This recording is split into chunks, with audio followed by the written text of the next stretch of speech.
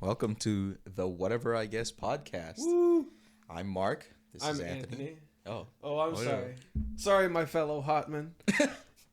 Okay. It just says okay.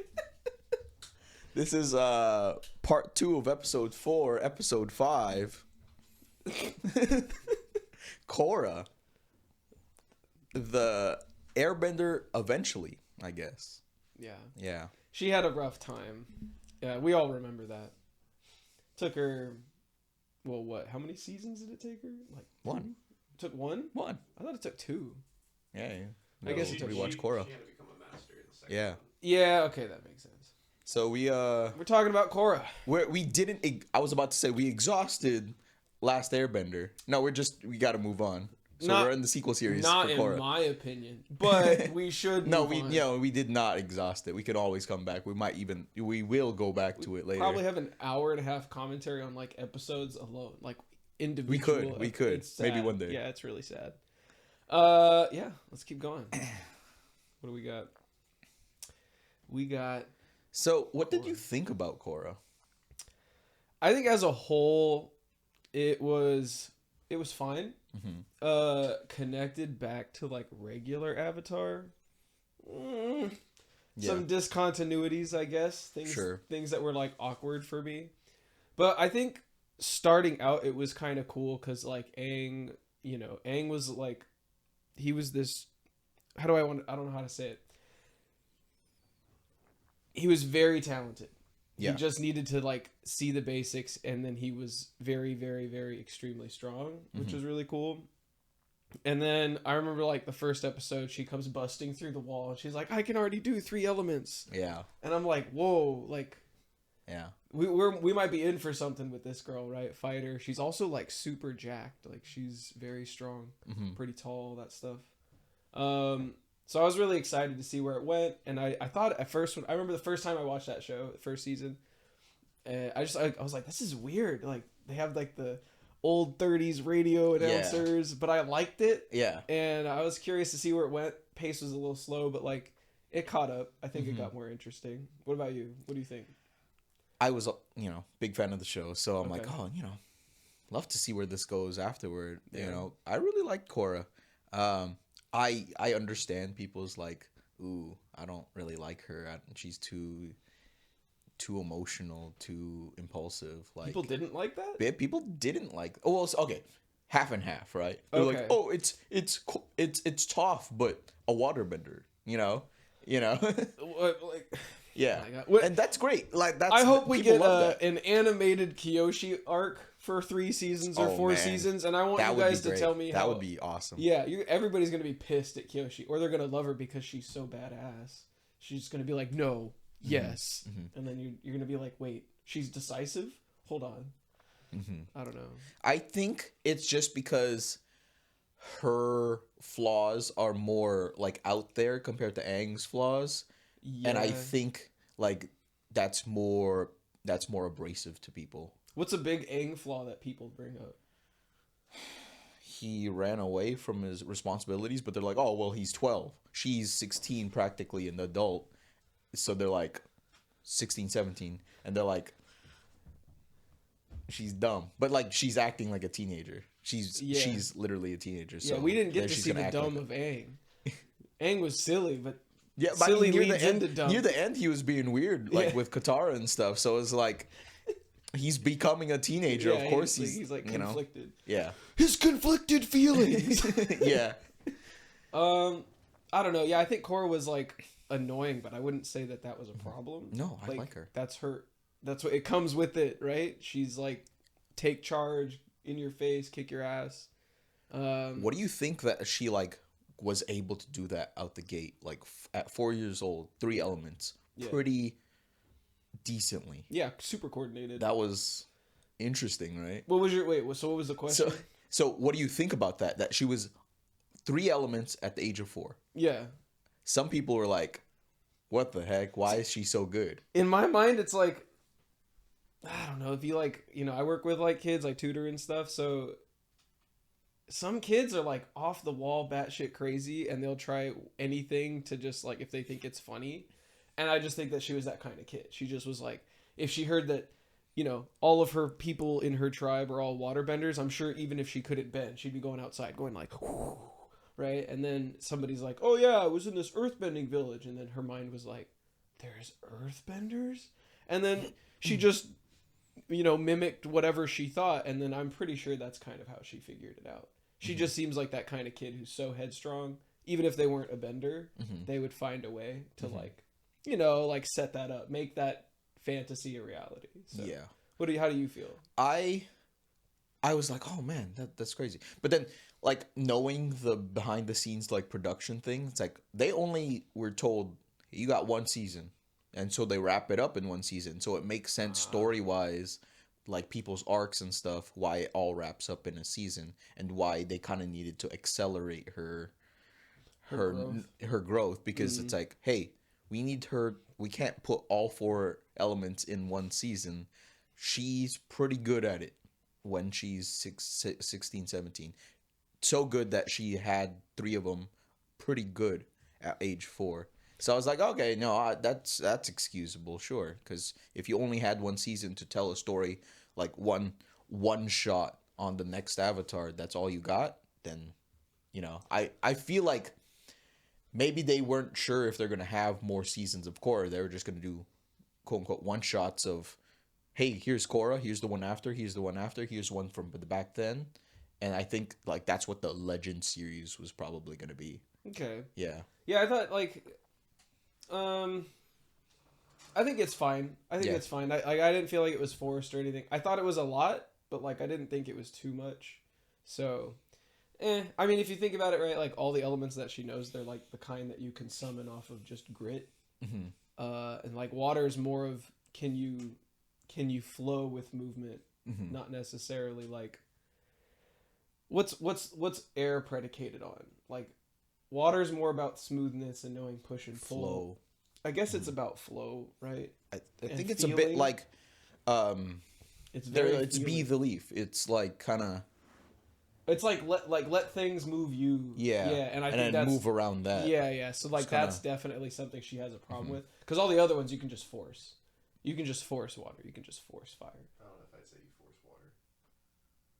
I don't know, man. I think it's something that they missed out on though, because she just was able to do firebending, which is her opposite. So that's definitely a thing they missed out on. Yeah, that's why. That's why 3 seemed like kind of crazy. But it's okay. It fits her personality. Yeah, why she goes to fire often. Yeah, she does do firebending a lot. That's why when people do versus battles, they go like, "Is Korra actually a better waterbender than Aang?" Even though it's probably not. No, she goes to fire almost consistent. More so that like when she does water, it's like, oh, she's waterbending. I think she's hot-headed, so I feel like it goes with it. You don't need to carry fire with you; it's always there. True. And she's in the city, that's so easy. like she doesn't want to do too much property damage. Yeah, if you're earthbending in the city, it's property damage. So like, yeah, it's also convenient. Plus, she's hot-headed, so it kind of makes sense for me. Yeah, unless she just bloodbends everything. She's just like, I don't like you. Throws you off a cliff. So a big thing happened. Oh no, they lose Wi-Fi. No. How do you feel about the Avatar cycle dying? I hate it. I hate it so much. I'm like, that was like a big pull of the show. It's like, oh, I can draw upon the knowledge of my predecessors. I can convene with them and talk to them and ask them for advice. And now that's lost to her. Yeah, I don't understand the point. It's a hard one. I feel like there's so much to say, but I guess it's so disappointing. I also lose words. It's a great loss. And words. If maybe there was more Korra seasons and maybe she's on the journey to reconnect with them. Yeah. Maybe it's not super lost. Okay. It kind of makes sense with the 10,000 years kind of thing where every 10,000 years there's that certain battle that happens, and it makes sense. Okay, well, this is the Wan arc, and now this is the new Korra start with Korra just hanging out. But they're not able to connect with her after this point, right? They are. But she's like, it's kind of reset. So like the Earth guy or Earth woman after that is like, all right, gotta let me connect. So the what's it called? So the nerf to being the Avatar is every 10,000 years you get a hard reset. Yeah, maybe. Fuck. No, That's crazy. What See- do you think? Do you think this will be related to what the Earthbender Avatar is? That's what I would like. If Korra doesn't do it, I would really like the earthbending avatar to like maybe collect them. Kind of like, oh, let me go to the temple, reconnect Jackie with Chan an air. Adventures. Like, Jackie Chan Adventures, yeah, That's how- that would be great. Like, go to spiritual places and reconnect with some of these lives, and just kind of like collect them. Like, hey, Aang, so it sounds like Korra lost you guys. Do you have any advice for how I can? Oh yeah, I know some spiritual places. I traveled here, and there, and Aang's kind of like going around. He's like the little Jiminy Cricket. He's just floating around on his ball, going in circles for like Kyoshi, hours. you want that one? She's pretty cool, but I don't know if you can handle her. But I mean, the spirits aren't lost either, right? Like he could. They could just go to the spirit world and be like, "I wonder They're who I'll probably find." there somewhere. Yeah, But I think they're saved on their own hard drive. That's basically what it is. Yeah. So like Rava is able to connect them. It's like losing their number. You know. Okay. That's probably what it is. Yeah. But gosh, I'm not sure. Like that's what I think it is, because it's not like they're like a copy. They're like that's them. You just are able to get to them through Rava. But I don't know. Does like it almost implies that like they're lost. Like they went into the afterlife and they're not there in the spirit world Now anymore. they're just spirits. They're not connected. Oh. I don't know. That Maybe, might maybe. be a take. I don't know. This is just one of those. Yeah, little my things. hope is they're not lost. Oh, season 3. Season 3 is so good. Season 3 is like, it's the greatest. Yeah. Do you guys want to talk about season 2 specifically on that slide? We I will get to. Okay. yeah, I guess. Um. Just significant figures, right?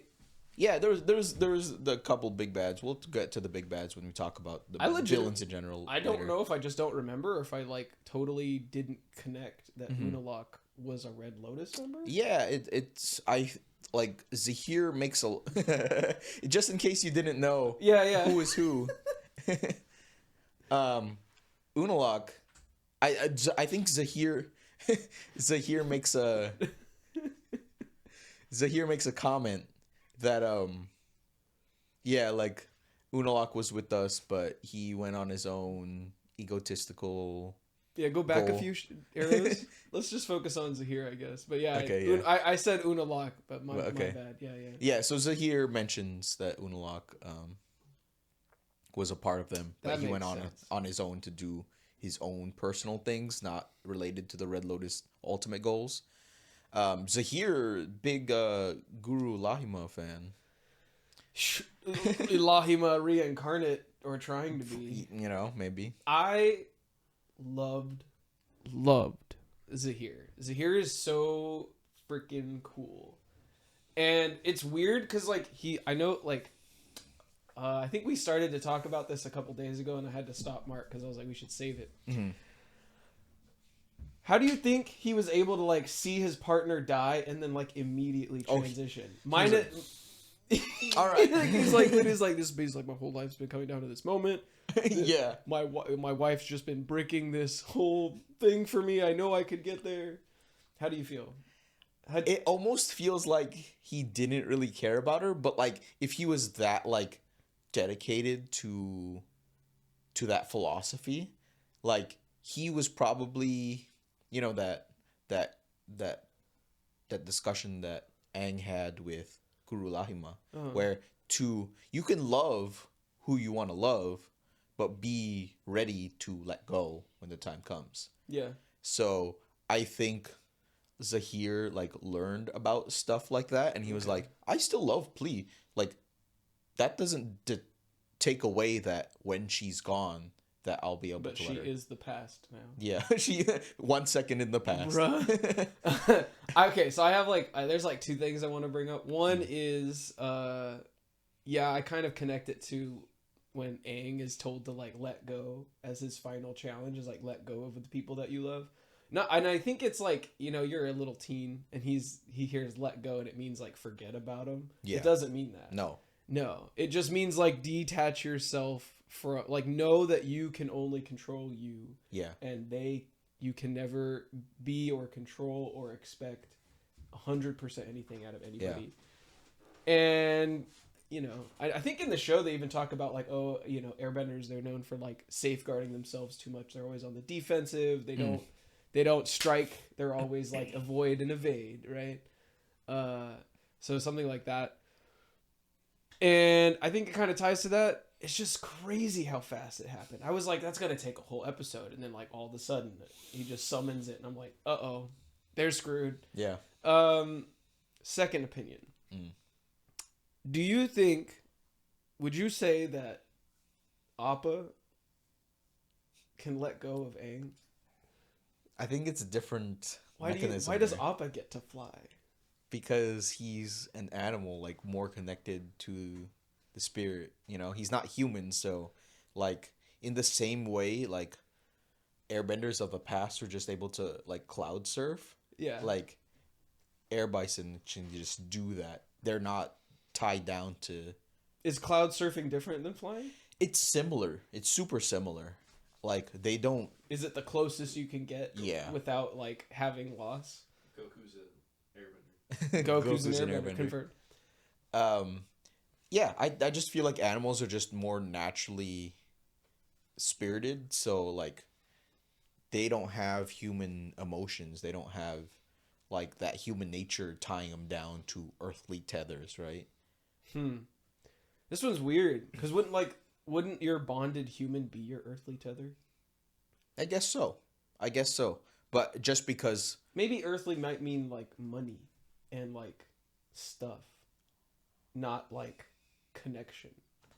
well, I'm pretty sure it just means like human connection. If you lose a loved one and you can't be your spiritual best, then that's what's holding you back. I think like That's weird. That's a deep Appa concept. does love Aang, and you saw him grieve for him when he was away from him, but because he's an animal, he's just able to still do the abilities of an air bison. Plus, I guess they're also the species of the original airbenders. Yes. So they might have that buff Mhm. where they get the full access premium monthly subscription, and all Yeah, the other no. people get the Yeah.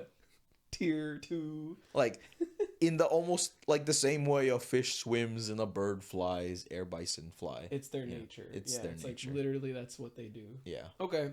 All right, I'm fine with it. Next. Please. Lee.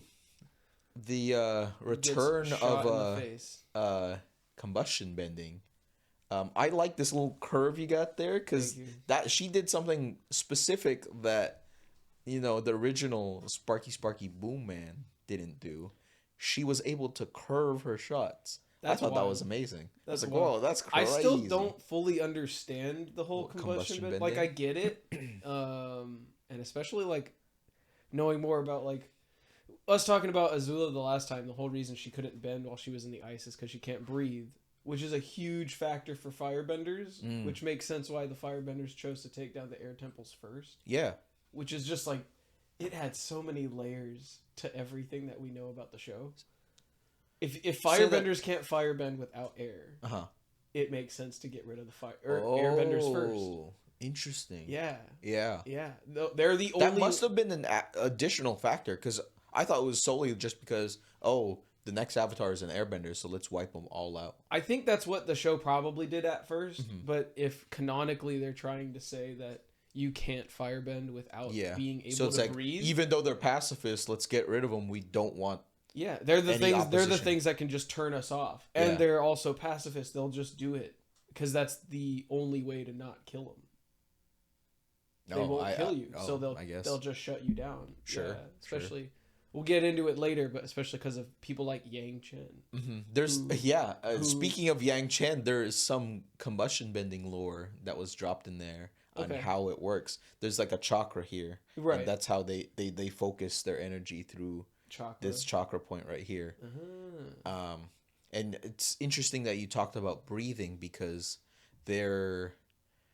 when they were training these combustion benders, the way that they would do it is they would submerge them. They would sink them into this lake, and they would tell them, focus your energy through it. And they had hundreds of these kids, and there was only 3 that came out who was able to. That's wild. They like 3% literally chance. drowned them. Yeah, they literally drowned them to find out who could do it. That's insane. Yeah. So like, well, now I'm like, what's the physics of it then? It's a spiritual thing. it's Man, I spiritual, wish I but, looked like, into it. But there's I'm assuming it's this like a fire specific blast. chakra. Yeah. Yeah, and then But it's like it's like fire bending on a single point, yeah, right? And then when it hit, it explodes. I don't know. I think the physics is weird. I think that's what always bothered me with it. But like, I'm fine with it, right? It's like, why does a firebender get to shoot lightning?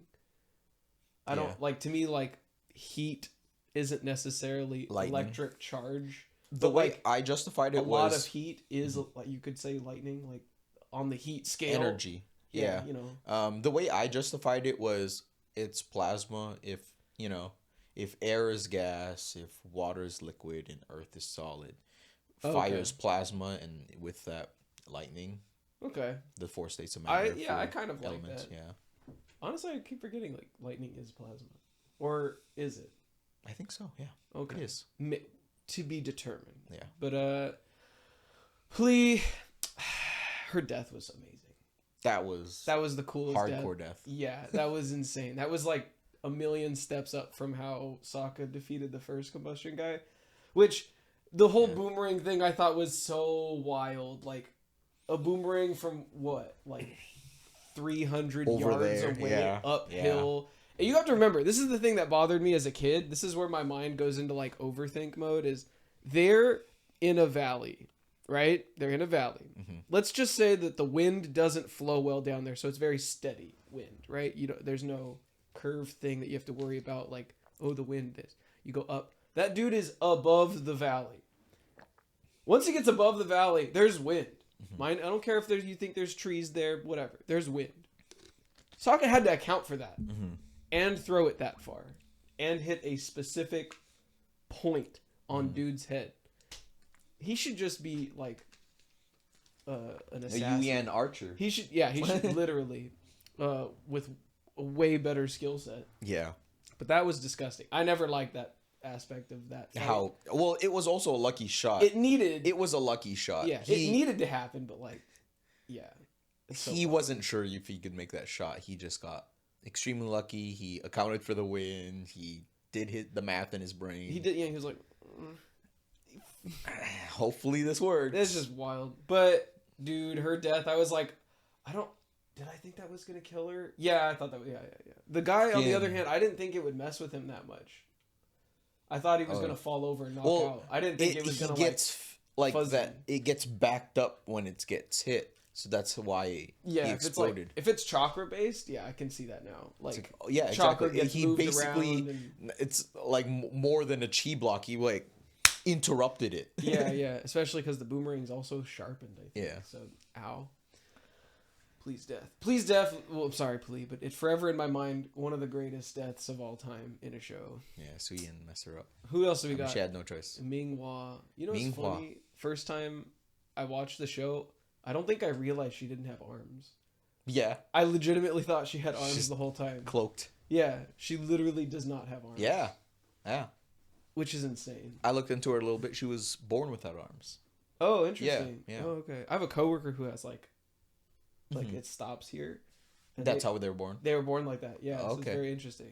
Oh yeah. So she got good making do, without arms. Yeah, dude. She does that octopus arm thing. Yep. And she can climb with it too. She can. I do the She's prison breakout scene for her in the was epic. Yeah. It's so cool. They had her in. She was in like a lava pit. Somewhere hot. Right. Yeah. Deprived her. Yeah, but I just remember watching the breakout like episode and like she scared me the most out of all of them. Just like extremely terrible. Well, she was the first. No. Yeah. She was the first one. No. I think. Kazan was. Yeah. Okay, I think never she mind. was like second. No, Yeah. Dude, I don't even think She they makes a show Please. They do. They go Gazan, Minghua, then Pli. Where was Plea? Plee was in this like cold chamber. Oh, she was the one in the cold. Yeah. Yeah. I was like, definitely not Minghua. That would have been dumb. No. Yeah. No. I thought Gazan would have like been Mingwa, like it was Gazan first, and then Mingwa makes a comment like, "Oh, I'm surprised you broke me out before your girlfriend." Yeah, Gazan was on a wood boat, right? he was on a wood boat. Yeah, Yeah. that's the way. That's like, how you imprison an lava earthbender, spins. not put him in the dirt camp. You put him on a bison, a flying bison. You just Flying bison. Yeah, because you can pull rock up from this ocean floor, but maybe not. They must have been in Ocean deep. is different from lake because remember I was saying Toph could possibly bring a rock from a lake, Yeah. but from An ocean no. too far. Yeah. Yeah. So there's a range. Maybe. Yeah, Maybe. there has to be. Hey, all I'm Yeah. saying is if a lady, Unless you're cute. Imagine there's no range. if No a lady, range. Just kind of like the Force. Yeah, you're like, I don't If like you're this that guy, good. and he's on like a trip on the other side of the world, and you're just like, he should be like about here, and you just like cause an avalanche.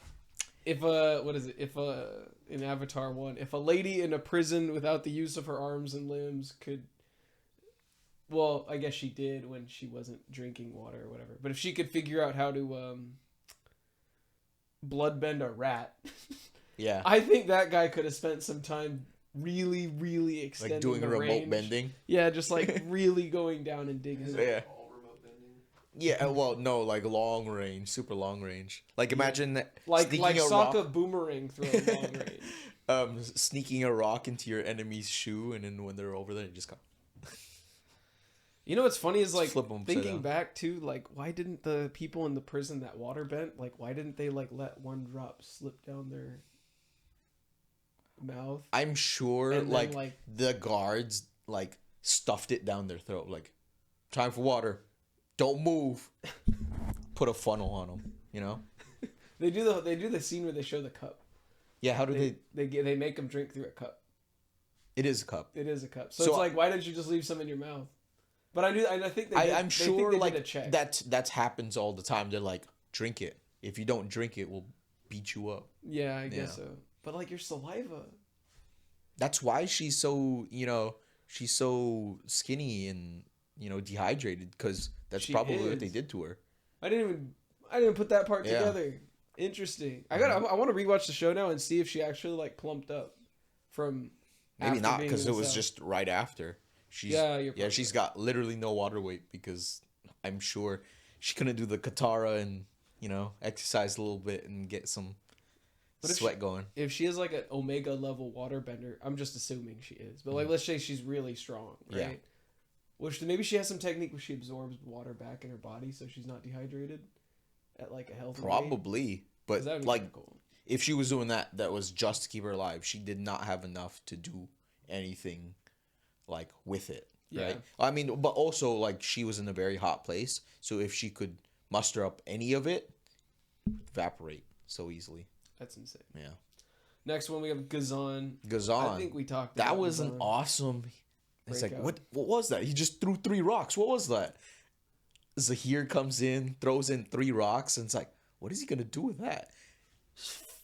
Lava. Supercharges it. Yeah, spins it. in I remember the- seeing the lava and I was like that's new. That's crazy. That's awesome. Yeah, I wish. Well, I guess in bending. I guess we got kind of a few things that we really wanted to see. Mhm. We got to see like metal bending become a regular thing, lava bending become a regular thing.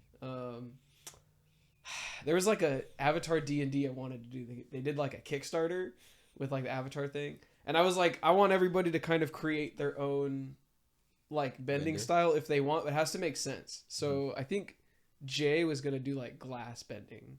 So that was like an extension of earth bending. Yeah. And then I don't know what my character was gonna do. I think I was gonna just DM, but I wanted everybody to think on something. Be like choose an element, but like choose a version of that element that's kind of a stretch, Yeah. and then that'll be like your I had signature an move. idea for that. Yeah. What would your idea be? So there's a comment that Aang makes when he's in the armor shop, and he's got all this armor. Yeah. And then he finds this hilt. It's just a hilt, no blade. And he was like, I could put an air thing right there, and I make an air blade. And I was like, that's amazing. I want to do that. You want to do an air blade? Yeah. It's just, Air I just weaponry? carry around a hilt, and that's where I focus my air, and I just cut stuff with it. That would be terrifying. Especially because like air's invisible. Yeah. So Well, I at can least- make it as long and short as I need to. In the too. show, we see like the air swipes, but like Yeah. I think it's canonically supposed to be just invisible, right? The same thing with the combustion bending, which is why it's so insane. Oh yeah. The combustion bending is also Invisible. invisible. You only hear the pop pop. And But then can that's you it. see the propagation in the air? I'm when it sure shot? there's kind of like a shockwave. Yeah, there might be that. But it's at least. super fast. I mean, Yeah. I would assume the only reason Aang was able to really like tell what was going on The vibrations in the air. because he's an airbender. Yeah. Because like he was able to hit it at the pinpoint in that one shot, but again, like Yang Chen gonna has a stop really hard time dealing with combustion benders all the time, and it's like probably because of the power. But like, yeah, it's similar to airbending. All the little waves and stuff you see, other than the initial shockwave, you don't see it. Oh yeah, and in that sense, they don't really need air for that because it was developed underwater. They don't need air for it because Yeah. it's developed underwater. I guess it really is a chakra based move. Sometimes I think like there's a crossover point with those bending things. Like I don't know. I don't know if I would say combustion bending. It's the only one that makes sense for me, but I'll choose like Gazan's like lava bending. There are firebenders that are able to do that. No. It's an earthbending trait. It's an earthbending thing. But then there's like scenes where there's firebenders that should be able to do it. To be fair, it's been shown it's firebender avatars. So Sito did it and Roku did it. Isn't there one in the lore though? Like Did Roku do it?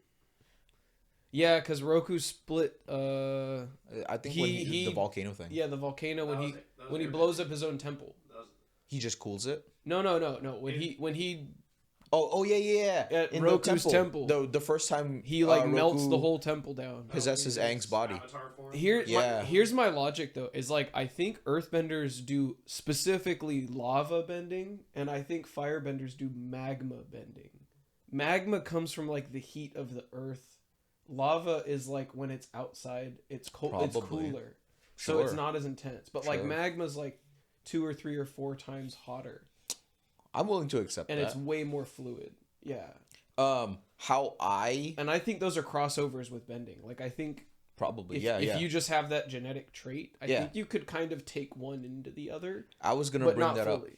because I don't know about Gazan, but for Bolin, he has firebending and earthbending parentage. So from that, I think like genetically, those people are more predisposed to do that. lava bending, right? Yeah. Like maybe his brother should be able to do it, but like it wouldn't be the same. I would say because they say it's an earthbending technique, I think they kind of retconned it to be an solely earthbending thing.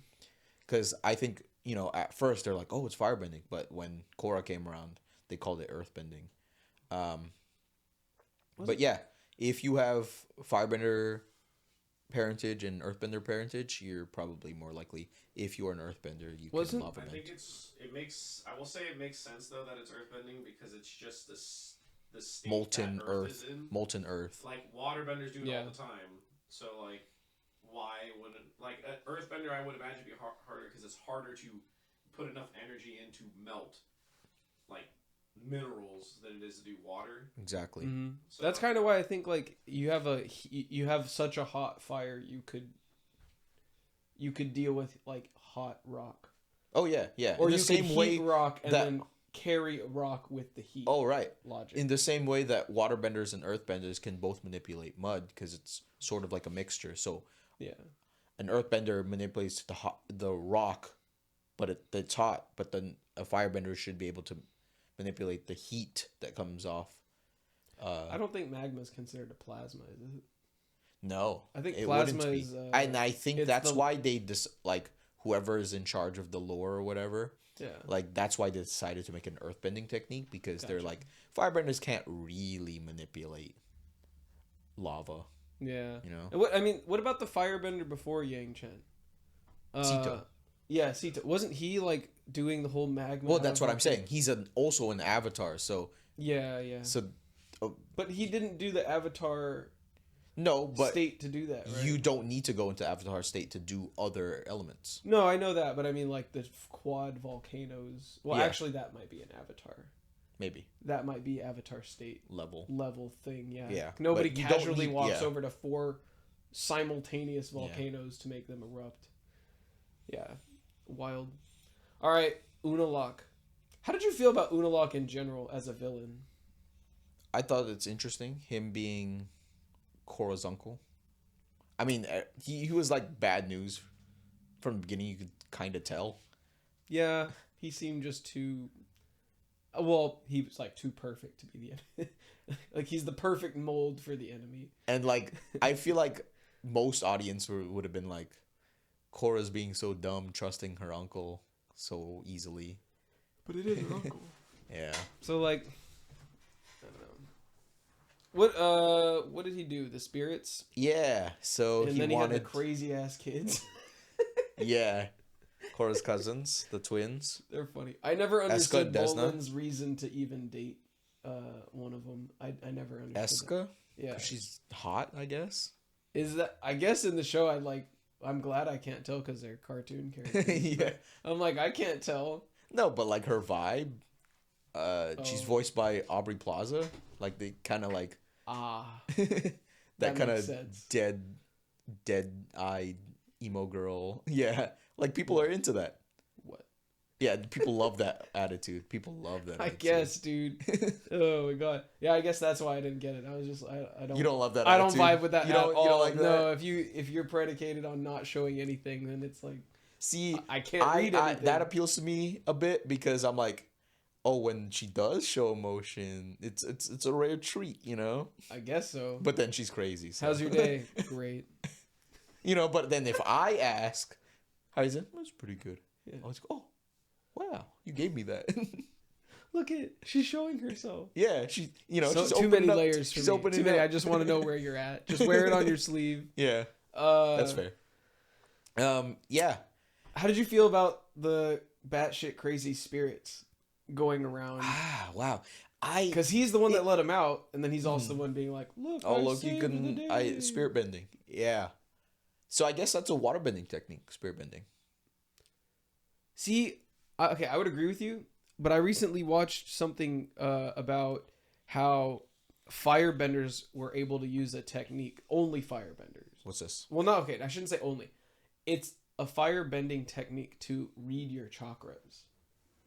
Okay. And okay, so like Avatar Kuruk, right? Avatar Kuruk is the waterbender, and everybody thought he was lazy and blah blah blah. Turns out he kept a lot of his like Avatar duties to himself because he fought a lot of spirits. Mm-hmm. And then in fighting a lot of spirits, it messed with him spiritually, and it actually deteriorated his soul over time because these were like really epic battles.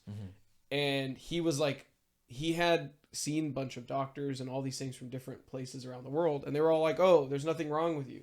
So it was literally a spiritual thing. And even though he's a waterbender, right, you would think, oh, he'd go to a water tribe, you know, he would like check it out that way, the people that heal the body and heal the spirit, whatever. The only people that were able to figure out what was wrong with him was like Temple Fire Nation people. And they were able to like read his chakras with this fire technique.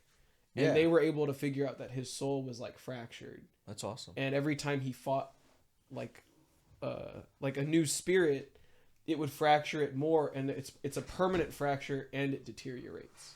That's so interesting. he had this like massive depression. He had this massive pain, like it felt physical, but there was no symptoms.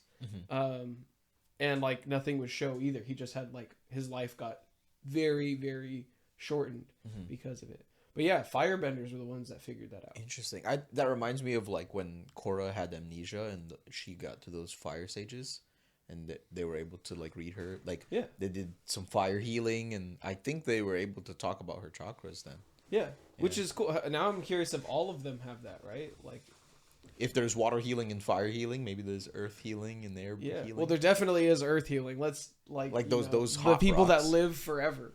Oh, and the needles too, the acupuncture. Yeah, acupuncture. So like releasing points, that's probably more of a earthbender trait. But also like, you know, infinite life hack with like Kyoshi yeah. Is it that Lao technique? Ge? Lao Ge's technique. Yeah. Lao Ge's technique. So now I'm curious what the airbending equivalent is. What's the airbending equivalent? It's lahima. It's levitation. But I mean, like, no, for like spiritual reading. Oh, spiritual reading. Because like they all can read something spiritually. Like earthbenders. I don't know, actually. Is there an earthbending spiritual reading? I feel like there should be. Is it healing or spiritual reading? Reading, I should say, not healing. Because I know you guys were talking about healing. Yeah. That's the water bending. That's spirit bending. But now, but And like, then, so the if- firebenders were able to assess it. Okay, so waterbenders can calm like erratic spirits. Firebenders can read spirit, chakra paths. Alright, hear me out. There's certain crystals in real life that can filter out energies. Oh, You're right. Yeah, the Earthbenders are just stick it in a rock. astrologists. Yeah, no, like in the same way Toph took out the poison out of Korra, it stuck it in a rock. You know, scientifically, she took the poison out of the rock. She just did it physically rather than spiritually, but it's like in that sense, sort of maybe. I was gonna bring something up about the spirit bend. An airbending technique is astral projection. Yeah, you're right. That's okay. So they can communicate. Or no. They can communicate. They can send their like consciousness somewhere. Yeah. That, send their spirit. Yeah. Okay. And In a so way. water is calming a spirit. Mhm. Air is astral projection. I forgot about that completely. Cause that's what Aang's granddaughter can do. Yes. Yeah, and then fire is reading the chakra. Mhm. I guess it's like the life. It's reading life, right? And then what's earth again?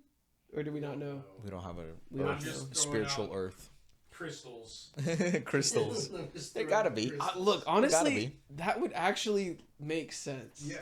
Right? Like you have the right crystal set up and you have like I would love to see that. I would probably pay money to go to an earth-bending crystal spa Yeah.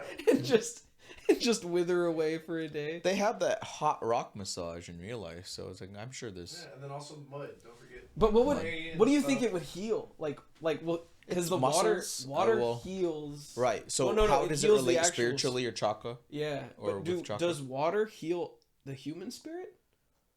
It heals your physical body. It heals your physical body, So and okay. then there's spirit bending. So, what if you were afflicted and a spirit bender like did that technique on you? What would happen to you if you were afflicted? Like maybe Karuk was. Like, what if a spirit bender tried to heal Karuk of his affliction by spirit bending him? Do you think that would work? What do you mean Are by you saying spirit Karuk bender? could have Because you know how healed like himself? Unalaq calmed an erratic spirit by doing that technique and the Yeah. water glowed. If Karuk suffered from a spiritual affliction, would a spirit bender be able to help? No. So it's like like a spirit, right, is like a full being. Yeah. Unalaq, or not Unalaq. Karuk. Karuk has like half of a full being now. Like he's half dead. His Yeah, so you don't his think is spirit bending can literally- help at all? It's fractured. It's died, Mhm. and it's not fixable. At least to our. So you knowledge. can't heal a spirit, but you can calm its. Well, that's actually what I'm starting. So, like, if there was an earth bending, like, how does it relate to the spirit world? Mhm. I feel like it should do with rebuilding, Like healing a spirit. healing a spirit, like mending a spirit, because Maybe. none of them mend it. The water calms it. Mhm. The air is you just kind of Communicating becoming with the it. spirit version of you, separating it, Mhm. right? And then the fire is reading where it is in the body. Sure. It's noticing how much is there. Mhm. So one sees it, one is it, and one calms it. But none of them Heal it. heal it. Okay. Yeah. And that kind Sure. of, to me, kind of connects with like the infinite life thing. I'd be into it. Yeah. Yeah. Because the show talks about like, oh, earthbenders that figure out infinite life, they're like, if you can feel the earth in you and like remember the status of what it's like to be youthful, and you can kind of memorize all those things that make your body work at a youthful Mhm. age, you can maintain that. you just have to feel it. You're like, oh, the muscles need to feel like this, and the tendons and the bones, and that's how you live forever in the earthbending state. So now I actually do it. speaking of spiritual earthbenders, Aiwei. I literally forgot everything about this guy, and I feel terrible saying that. So he would have been. Was this season 3 or season 4? I think it's 4. It's 4, right? Because he's also in the same part with Kuvira. Kuvira. I love that name. That's such a good villain name. Kuvira. Kuvira. Voiced by Zelda Williams. That's cool. Yeah, so this guy is in Zaofu with Su Yin, Yeah. and he shows himself to be an earthbender because he can read, like, feeling the vibrations. He can tell when people are lying. He can tell people, like, he can hear your heartbeat and stuff like that. Yeah, he's the right hand of Su Yin. of the queen. Yeah, Su Yin. Yeah. I keep thinking Su Yin is her daughter's name, the one with the short hair. She's the metal. She's like the mayor of the metal bending. Yeah. City. Su Yin is she's the daughter of Toph. Yes, I'm thinking of her granddaughter. Oh, Opal. I'm thinking of Opal. Yeah. My bad. Yeah. So this guy was so cool. I like these. I think at some point, well, he's kind of built to be like the exact opposite of Unalaq. You just didn't expect it, or at least I didn't. No, yeah. Like he was totally like, oh, he's just a serious guy. Yeah. But like alarm bells went off when he like accused that guard. Yeah, and you're like, okay, All now right, there's more to weird. it. Yeah, and then I think if anyone can lie, that's the lie detector, right? Right, and it's like, well, yeah, because he'd also know how to like mitigate the. Oh, that's so interesting. I think if I put 5 seconds of thought into it, I just didn't have the notion. You would have clocked him right away. That's why it kind of gave it away. Yeah. He interviewed everyone, but it's like, who would be in the best position to get away with this? Him. Yeah, and it's like, well, it's like how what skill set do you need to first be like the vizier of Zaofu. of Zaofu, but specifically like the vizier of an earthbending elite. Like, what makes you fit to stand next to her? And then it's like, does this person bend? Well, they'd have to. Yeah. Because like a straight up human would have no chance. Yeah. And it starts to make sense. I just never questioned that. And then you go to his house, and then they find the secret room, and I'm like, this is insane. Like, that kind of got creepy for me. Oh yeah. It was really chilling. That was the Red Lotus. I kind of hate the fact that they're called the Red Lotus.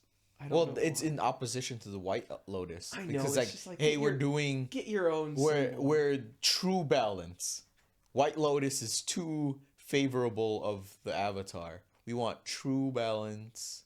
Freedom. They shouldn't even be favorable to the Avatar. The White Lotus? Yeah, it should be about. Then you're probably a Red Lotus I would member. love for an Avatar. I don't even know if it makes sense for the show, but I would love for an Avatar to be like vindictive, and they had to figure like Everyone essentially wants that, if Zuko was the Avatar.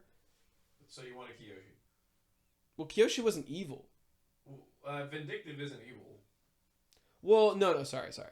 Starts out bad, becomes good. But I guess that's because of the Korra lore. Because of that, there's no chance for any, Rava spirit avatar to be bad. That is a discussion. I see Kyoshi as like justice, and she's gotten to the point. If you like read the books, she was very like vindictive. No, she actually didn't want to like hurt anyone. She didn't want to, because she was always strong. Later on, she was always strong. So she was worried about using her power to like be above people, because she was poor. She was always a servant to elites. So she was like, oh, I don't want to hurt anyone. Da da da da. But after a while, like seeing evil people, she's like, well, I'm the Avatar. I've got the power to stop this. I just have to do it. Yeah, so she got over that timidness of, oh, I need to hold back my power. She's more of like, well, this person is a bad person. I'm going to stop that bad person. Yeah, she's the judge and the jury. Well, yeah, I mean, she's the closest, I would say, to vindictive. Is she vindictive? No, you describe her more as justice, yeah. But it's the equivalent of, like, a lot of these avatars, well, especially like Kyoshi, for example, she'd be the equivalent of, like, Red Hood. in comparison. Sure. It's like she will kill people without question if she feels she has to. Like out of all of them, like Roku didn't want to kill his friend. I mean, of course, all of them go through this at some point. Yang Chen is a pacifist. Even when she gave advice, she's like, yeah, sometimes you have to sacrifice your own morality. Yeah. And like she just straight yeah, up was Yang like, Chen basically says and that. then when you read into her lore and stuff, then you're like, oh yeah, she sacrificed her morality at some point. She did. So like, I think I forgot who she was talking to. Yang Chen was like, how do I do this? I'm the Avatar, but I'm also an Airbender. How do I hold my Airbender ideals? And the person told him, yeah, Yang Chen, you're the Avatar. You gotta do Avatar things. Like first and foremost, you are the Avatar before you're an Airbender. Yeah. So Yang Chen had to just get over that. So it's one of those weird things, like, again, because of Korra now the take on the spirit realm. Mm-hmm. It's like now it doesn't make sense for a regular Avatar to ever start out bad. Yeah. And maybe the worst it can get is like, yeah, Kyoshi, where you're a servant to people constantly your whole life, and then also, found out late that you're the Avatar, and also, yeah, you're heavy-handed, I guess. Right. Well, heavy-handed might be a good thing, but if she wasn't heavy-handed, imagine like a weak Avatar who just had to try harder than all the others. Like bending was just not. Ooh. Like they were good, but they were like average. They were like average strength. A true opposite of Korra would be interesting. Like they're really bad at bending, but they like got the spiritual stuff down pat. Unfortunately, Aang is like the opposite already, but he was good at bending. He was good at bending. That's what I'm saying. Someone bad at bending, but all the spiritual stuff comes naturally to them. What if they just suck at everything? Suck at an Avatar to suck. That's an Avatar. What if they weren't the Avatar? What if we just had a show, right? This guy was just a low life piece of trash from day one, no confidence. Just a guy. Jay, I'm gonna need you to hit that button one more time. That forward arrow. Let's talk about harmonic convergence. Let's do it. How did you feel about harmonic convergence, Mark? I think the concept could have been cool. Agreed. I think the planets aligning and something crazy happens makes sense. Sure. Spiritual, sure. Why not? Airbenders had to come back some way. Look, I'm not gonna lie. It would be weird if only Aang's lineage produced all the Airbenders from. Yeah, it would be weird, and like they'd have to like have like a list of these guys. Like, make sure you're not marrying another Airbender because you're all Aang's children. I think forever until like maybe over this week, I have been on the same boat where it's like, it's a cop out. It's weird. Nobody decided, but then it's like let's go all the way back to just like the most simplistic time. Yeah. Let's just say everybody was a caveman. Okay. Right? The spirits were on the earth, or like the gift of bending was on the earth. Mm-hmm. There were no monks. There were no nations. They were just people who knew how to bend. Let's just say. I know it wasn't like that because Juan was like not a cave person. Yeah, right? yeah. But I don't like Juan. Let's say Juan didn't exist. Sure. And the world just had them, right? Mm-hmm. Like Airbenders didn't sign up to be monks first. Like they didn't sign up. They were like they're all just their lifestyle people. was sort of like just gatherers. Yeah, and who's to say? There's probably Airbenders in Aang's time that weren't of the temples. Just aimlessly running around doing their own thing. Yeah. Non-followers. You have people that are humans following the, like you have Zahir, who's a human who's never had any bending prowess, and he's just following Airbender traditions. So yeah, Kyoshi's mom. Kyoshi's mom is someone who left the temples. Oh, exactly. Yeah. So not everybody's a monk. Not everybody just chooses that life, right? So there I feel like it's very rare though. It's insanely rare. I think especially because they know what they're capable of, right? You can turn off firebenders. You can take the breathing out. You can probably separate the air from people's blood and just kill them on the spot. That's kind of crazy. Mm-hmm. You can sound bend and like blast people's ears out. What else can you do? What other some? You can probably make like you can. What is it called when you break the sound barrier? You could probably do that. Make that like Oh yeah, a bending Aang's super technique. fast, so he could probably go even faster. Yeah. Speed, flight, You know, like stuff air down someone's lungs and yeah, blow them astral up like a project. balloon. I'm gonna be honest. Jay makes a point. Jay thinks Airbenders. that airbenders are the strongest, with a K, strongest. There's I a wonder lot to if I would support go that far. claim. I mean, the fact that I would use an air blade. Most in a toolkit, I should say. Yeah. More like would I go that far? Would I not hold to the air nomad beliefs? If it's not, then what bending style do you think is the strongest? No, I might agree, but I think that comes with He might agree. no. What does that mean?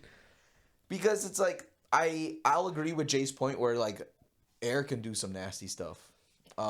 I think just when you take these personality like bender tests, right? Like if Yeah. you're gonna be an airbender, there's a reason why you've been placed as an airbender, is because you have a certain personality to like to An go with the outlook. flow. Yeah, and Yeah. that outlook. You're not gonna be cutthroat, literally. You think Aang's oldest son was go with the flow? Boomy? Boomy's the oldest. Oh no, sorry. What Boomy is go with the flow. Tenzin. Tenzin, the youngest. Tenzin does not go with the flow. Well, yeah. He's so he rigid. also has so much pressure. But he also has a lot of peace. Like yeah. he practices the meditation of it. He practices a lot. He wasn't able to do it very well. Yeah. He wasn't able to go to the spirit world. That was a big thing for him. Yeah, right. But I'm saying more like he understands the meditation the deepest. Oh yeah. And I think that's where his airbending is grounded in the most. But his nature is very like tense and very rigid and planned, and he's very. He has a lot of pressure. Like that's why he had 3-4 kids, because he was like, I need to keep the Air Nation alive. I mean, I was reading stuff. They're like, Qatar should have let Aang father a bunch of children so we could have airbenders back. And I'm like, that's strange. But I'm like, Not is that really. the way to go about it? To bring back the Air Nation? Yeah. Yeah. Qatar's just gonna have to be okay with that. I mean, there's no spirit out there telling you like, "Hey, spirit of Rava, I just wanted to know. Is there a way? What are we gonna do about that? Because I'm married. Because if you now. don't know that, Yeah, you and me, we can't do stuff anymore like that. So this is where it's weird. So how would you have done it if not like people just awakened with it? How would you have done it?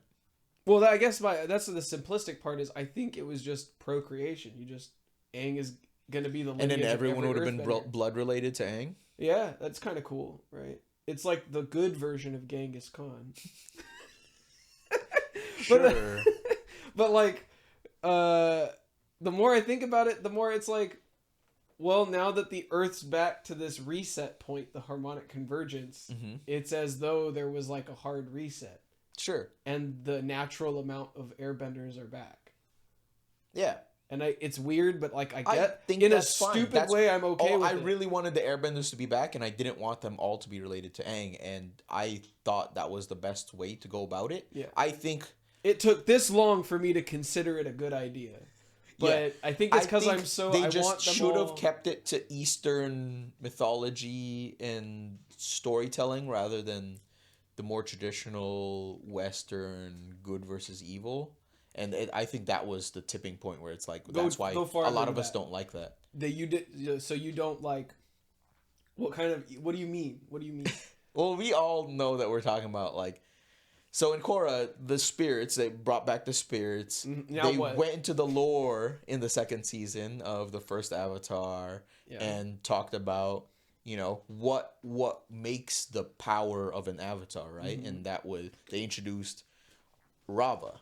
Rava being This beacon. This primordial spirit of light and order. Yes. Basically Balance, the good one, right? And then she's tussling with Vatu, the being of darkness and chaos. That's not outright good or bad, but it's like that's very clearly. I think they should have gone closer to like a yin and yang kind of thing, and that kind of is what they are supposed to symbolize, but they don't do that. Like they even use that in the storytelling. Like, oh, there's a little bit of me in her and a little bit of her in me. But it's like they I think that's not true yin and yang. It's no, it's just not. good and well, evil. yin and yang is straight up good and bad. No, it's an energy.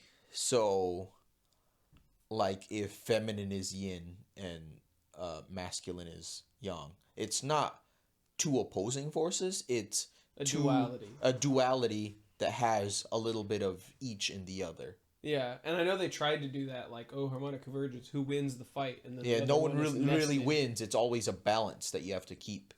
I'm gonna be honest. If one of And I them feel- wins the fight, there's no balance. That's exactly Inherently. it. That's why everyone had problem with it. If one Because is it's like- balance and one is chaos, that's not balance. exactly. That's like- what a lot of people had a problem with, because it's like, oh, you want the good to win, but that's not balance. So if they truly went into balance, they're like, I'm conflicted because the balance was spirits are now in the mortal world, like as it was supposedly back then. I kind of don't like that. I kind of like the dual. Yeah, there's something behind the scenes that you Yeah. don't know about. So Not everybody here's is what in I would tune have it. with that I would either. using- Even Tenzin, who is like using- the most appreciative of airbending, he just isn't able to see it. He has to like, I wouldn't say it's like a faith. He just has to respect that that's not his skill set. Yeah. And That's a hard continuing pill. on with the symbolism of yin and yang, I don't think it should be true a mix of black and white gray swirls, right? I think it should be, here is the yang and here's a little bit of spirit. Here's the yin and here's a little bit of human, right? Yeah. Human, I feel like they should have left the portals open, but they shouldn't have just freely humans and spirits going back and forth. I kind of want to hear what Jay has to say about. I want to know, like, I'm not saying I want to know, like, just if he likes it or not. Jay, would you like to take a seat? I want Jay, get in this. I want Jay to specifically tell me what he likes and dislikes, and I want him to be extremely specific. Okay, get in this. Okay. Hi, it's me. I bet you're wondering how I ended up like this, but He lives here. yeah, I do live here. It's true.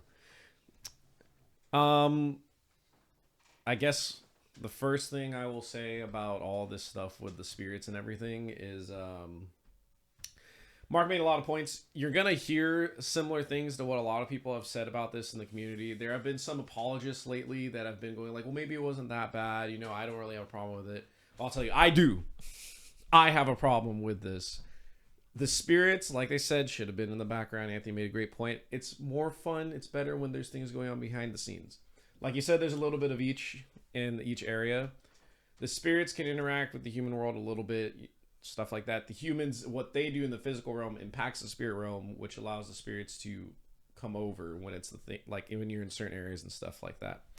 But Rava and Vatu, order and chaos, a lot of times, like, that can be yin and yang, right? It's not exactly that, but chaos isn't bad. Chaos, a lot of people can equate it to freedom, right? We can even go to, like, Assassin's Creed. Literally, the Assassins are all about, like, the Templars are about order, and they're the bad guys. So you're like, too much order is a bad thing. The Assassins aren't necessarily like, oh, well, we just want people to do literally whatever they want. It can be chaotic, it can be terrible people. It's just like, we don't want it to be to the point where people are just controlling everything that you do. So with Rava being a thing, Anthony again brought it up, we can't have a duality of like, maybe there's an avatar that's kind of evil or an avatar that at least is like not a great person. What are all these implications of good and evil? Like, what do they have to like,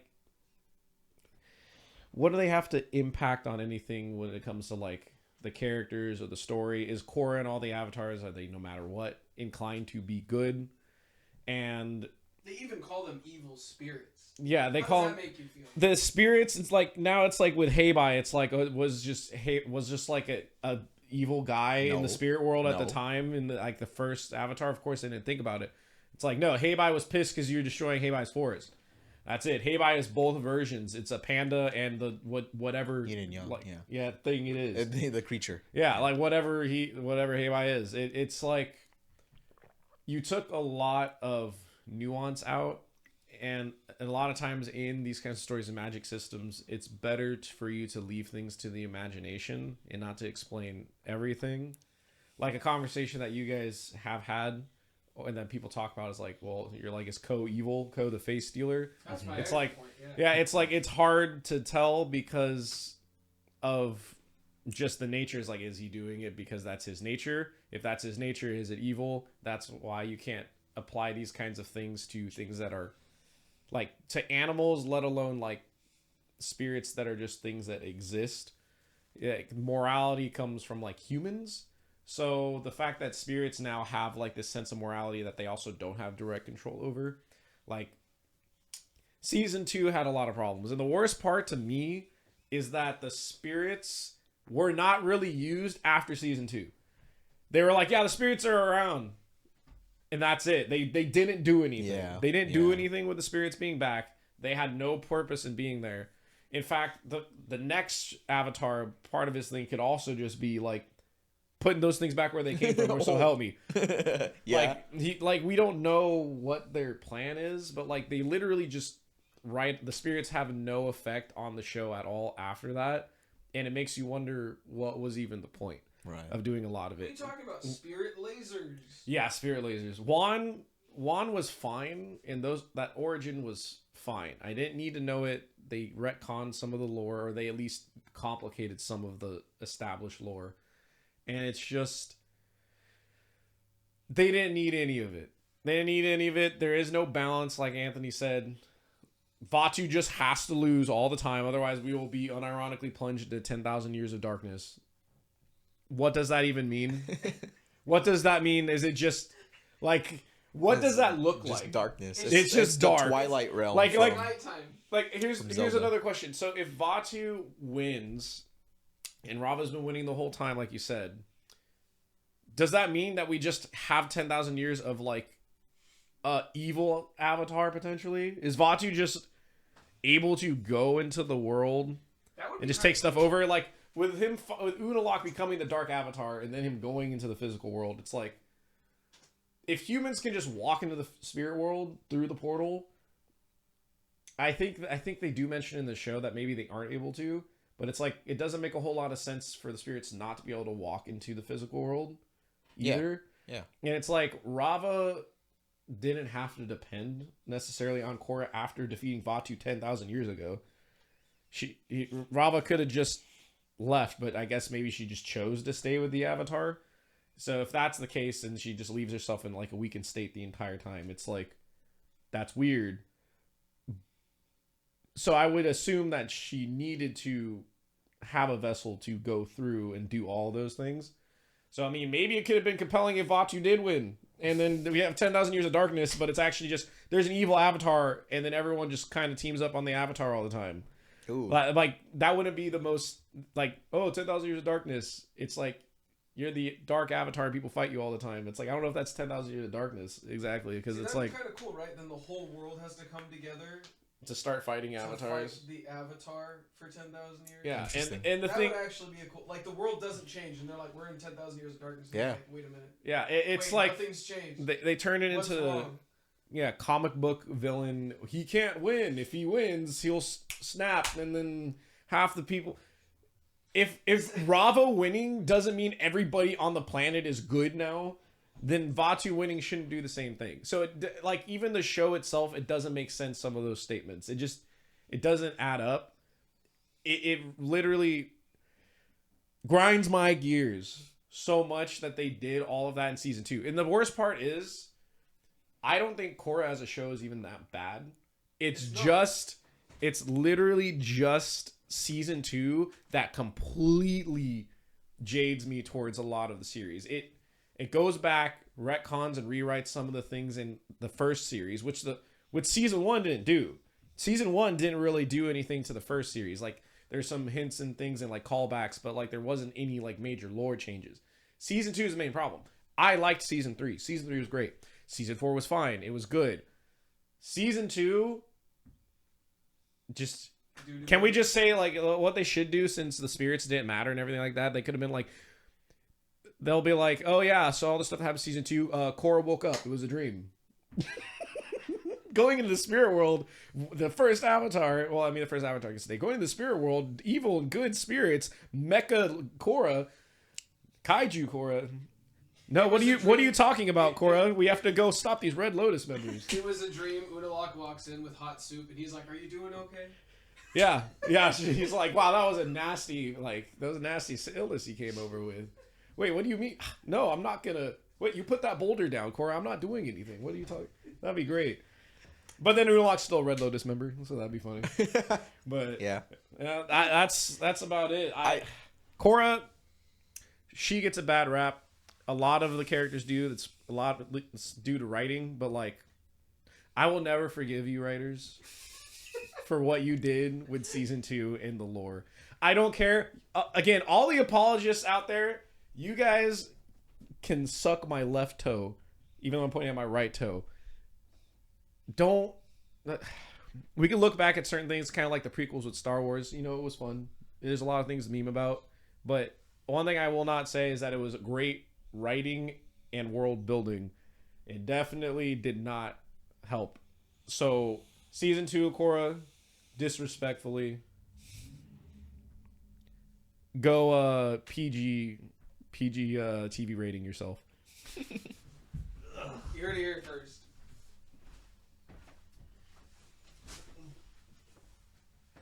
You heard it here first. So, I just want to hit you with this. Is Ko a bad guy? And also, Ko is able to come into the Earth realm way, way, way before Korra, apparently. That's how he stole Karuk's wife. He was at their wedding and grabbed her and ripped her into the spirit realm. And I'm like, what does that mean? That's terrible. Yeah, and you know where it was, too? It was at the northern pole in the Spirit Oasis. Yeah. I almost think that because it was at the Spirit Oasis, that's where the veil was thin, and that's why he was able to get there. Yeah. So that's horrible. Yeah. It's so weird. I think definitely. Okay, so Ko, especially learning like that, yes, he's probably evil, but like, here's the thing: spirits, like, that might be the like before order and chaos. The spirit realm is just chaos. There's in chaos. By the way, there's everything, not just crazy shit. So in chaos, there's random little things that don't matter, good things and bad things. But you have like a pure random chance of getting all of it. So like in the spirit realm, right? You have what's like a beacon of good. Oh, I don't know, all of the spirit avatars that have just existed. Those are all good things in the spirit realm, right? There's thousands of them. And then it's like, what about the bad? There's a literal fog that will make you go insane if you just happen to walk through it. And that's it. It's just in a valley. If you walk out of the valley, you start to feel better. Then there's Ko the Face Stealer. Is that really bad? Like, that's his only thing. He has one power, and that's to not crawl. It's to steal your face.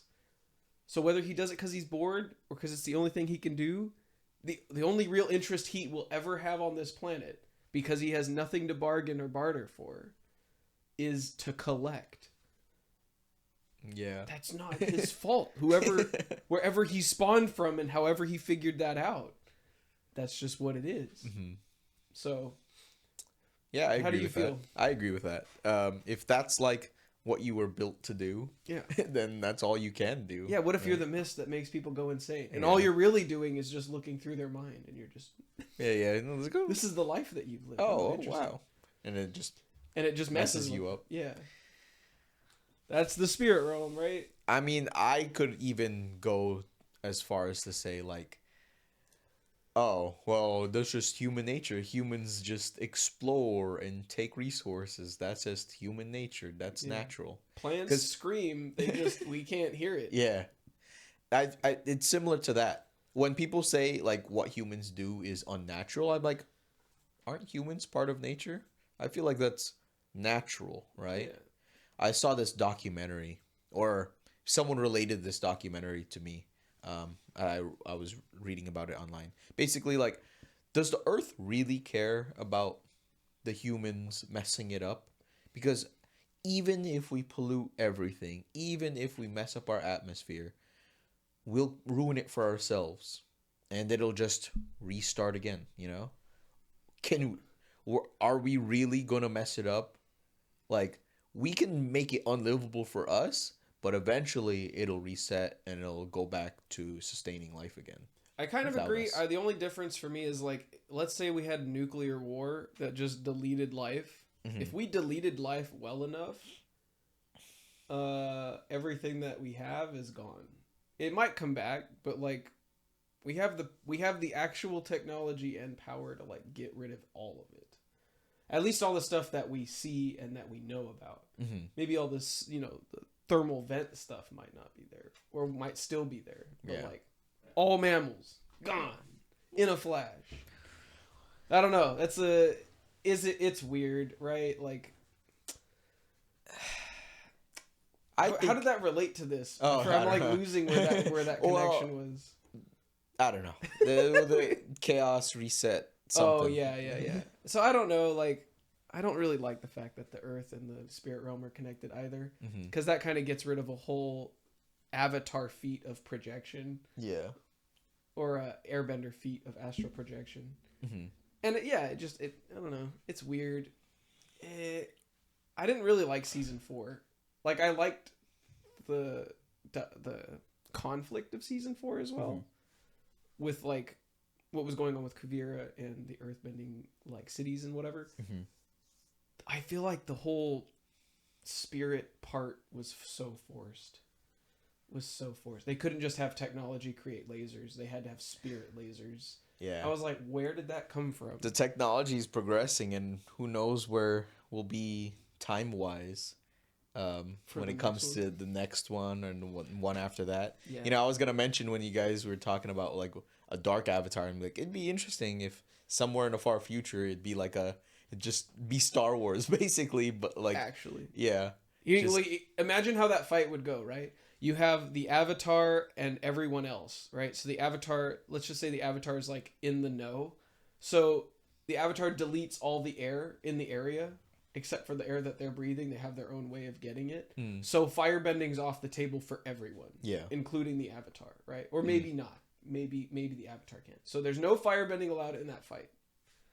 So it's going to be a fight between the airbenders and the waterbenders and the earthbenders.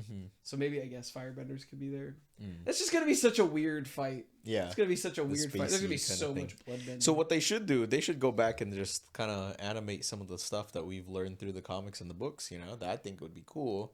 Some of the books kind of also mess with the lore, too. Like, there's a bunch of lightning benders in one of the books. Okay, so that's fine, because There's- the way it was explained was But it seems like the lightning is royal this thing that family- like nobody knows about. they don't know about it because the royal family did that. The royal family found out about lightning bending, and they're like, you know what? We'll take that for ourselves, and no one can teach it. That's ours. I think one of the books was doing like it wasn't from a royal family member. That's where my gripe comes. Is like, Oh, because it wasn't. it was leaked, or No, so There's here's the bound to thing. be more It than wasn't one always person. a royal family thing. They found it was a hidden technique. And they found it. And they found it, and, And they're they like, kept hey, they kept it to themselves. That's what it was. Gotcha. That's what it was. Gotcha. Like- All right. Kyoshi, in the stuff with when I think it would be cool if we saw some of this stuff animated. Like, I read both the Kyoshi novels. Okay. Cool stuff happens. I think it would be cool to kind of let people know what Kyoshi is all about, because I feel like the community is like, Kyoshi's a stone cold killer, and I just don't think she thinks about it that much. She's like, this person's not just bad; they're really bad. I'm gonna delete them. well, she She's had just to the death become. penalty. Well, she also had to become that, right? She wasn't like that out the gate.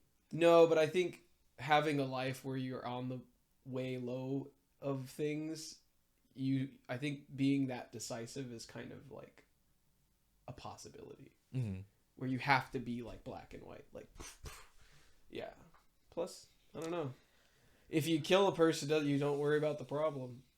Fair. And she also, Honestly, I would even say, I'm down for she that. even That considers kind of things like justice, honestly. yeah, like Aang was like, oh, you didn't kill him. He fell to his death out. He fell to his death out of his own stubbornness. And she's like, personally, I don't see the difference. Mhm. And it's like, well, yeah, if she didn't separate that island, he would have lived. So it's her fault inadvertently either way, right? Mm-hmm. It's his fault for staying there. He could have walked away, but like, wouldn't have happened if she didn't do it. So, Right. you know, did the poison kill him, or did the person giving the poison kill that person? Yeah. So, I don't know. I don't think there's a real problem with that kind of way of thinking per se. It's just her style. Is it Mhm. right? Mhm. Yeah, That I might be think up to that would be more realistic to my individual. personal morality, because I understand the airbending philosophy of, like, try to do no harm, rehabilitation. I'm all about that. I'm all about rehabilitation. Mm. If we can, we should. But I'm also realistic in, hey, we talked to you about this already. You're not gonna. It doesn't look like you're trying to change. Things are working We have out. we have to It's stop not you.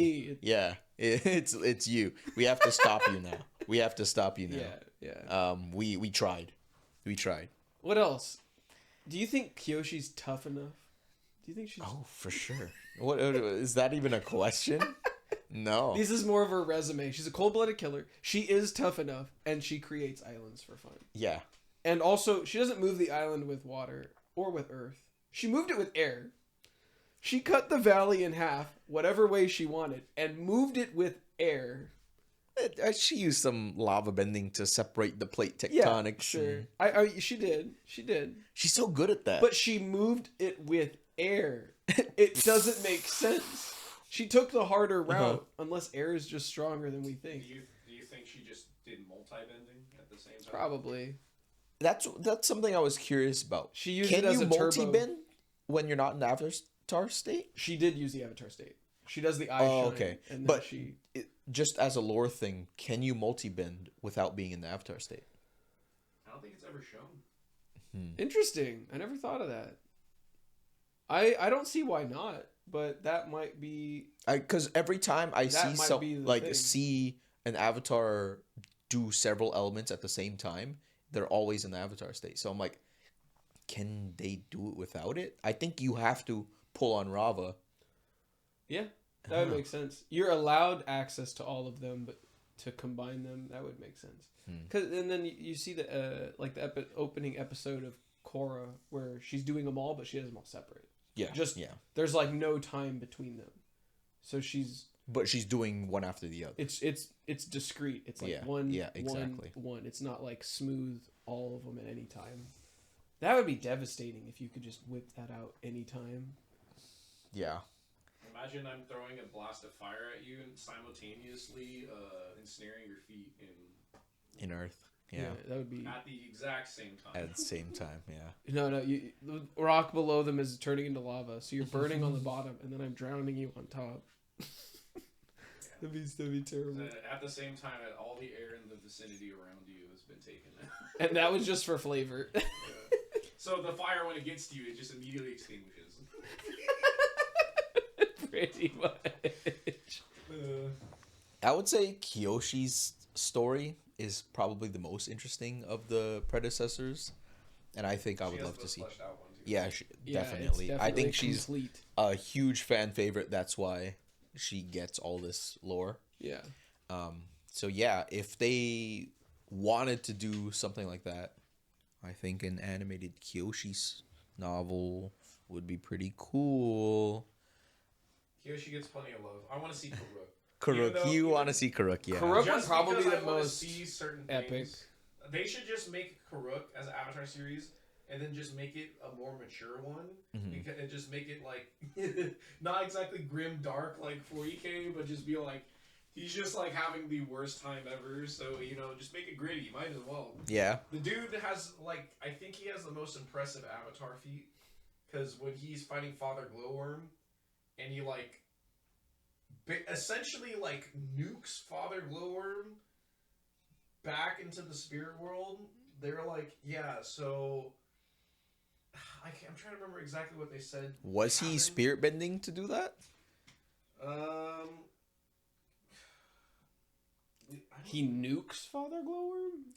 I know he This fights is such him. a weird character name for the Avatar series. I'm Father not. Glowworm? I'm not a fan Oh. of all the spirits, of all the names, of all the titles. Father Glowworm. That one is like the least. Avatar. Yeah, when I heard Avatar. this name, I was like, Father Glowworm. And so I'm imagining a big, like, writhing maggot man. He's just a big, like...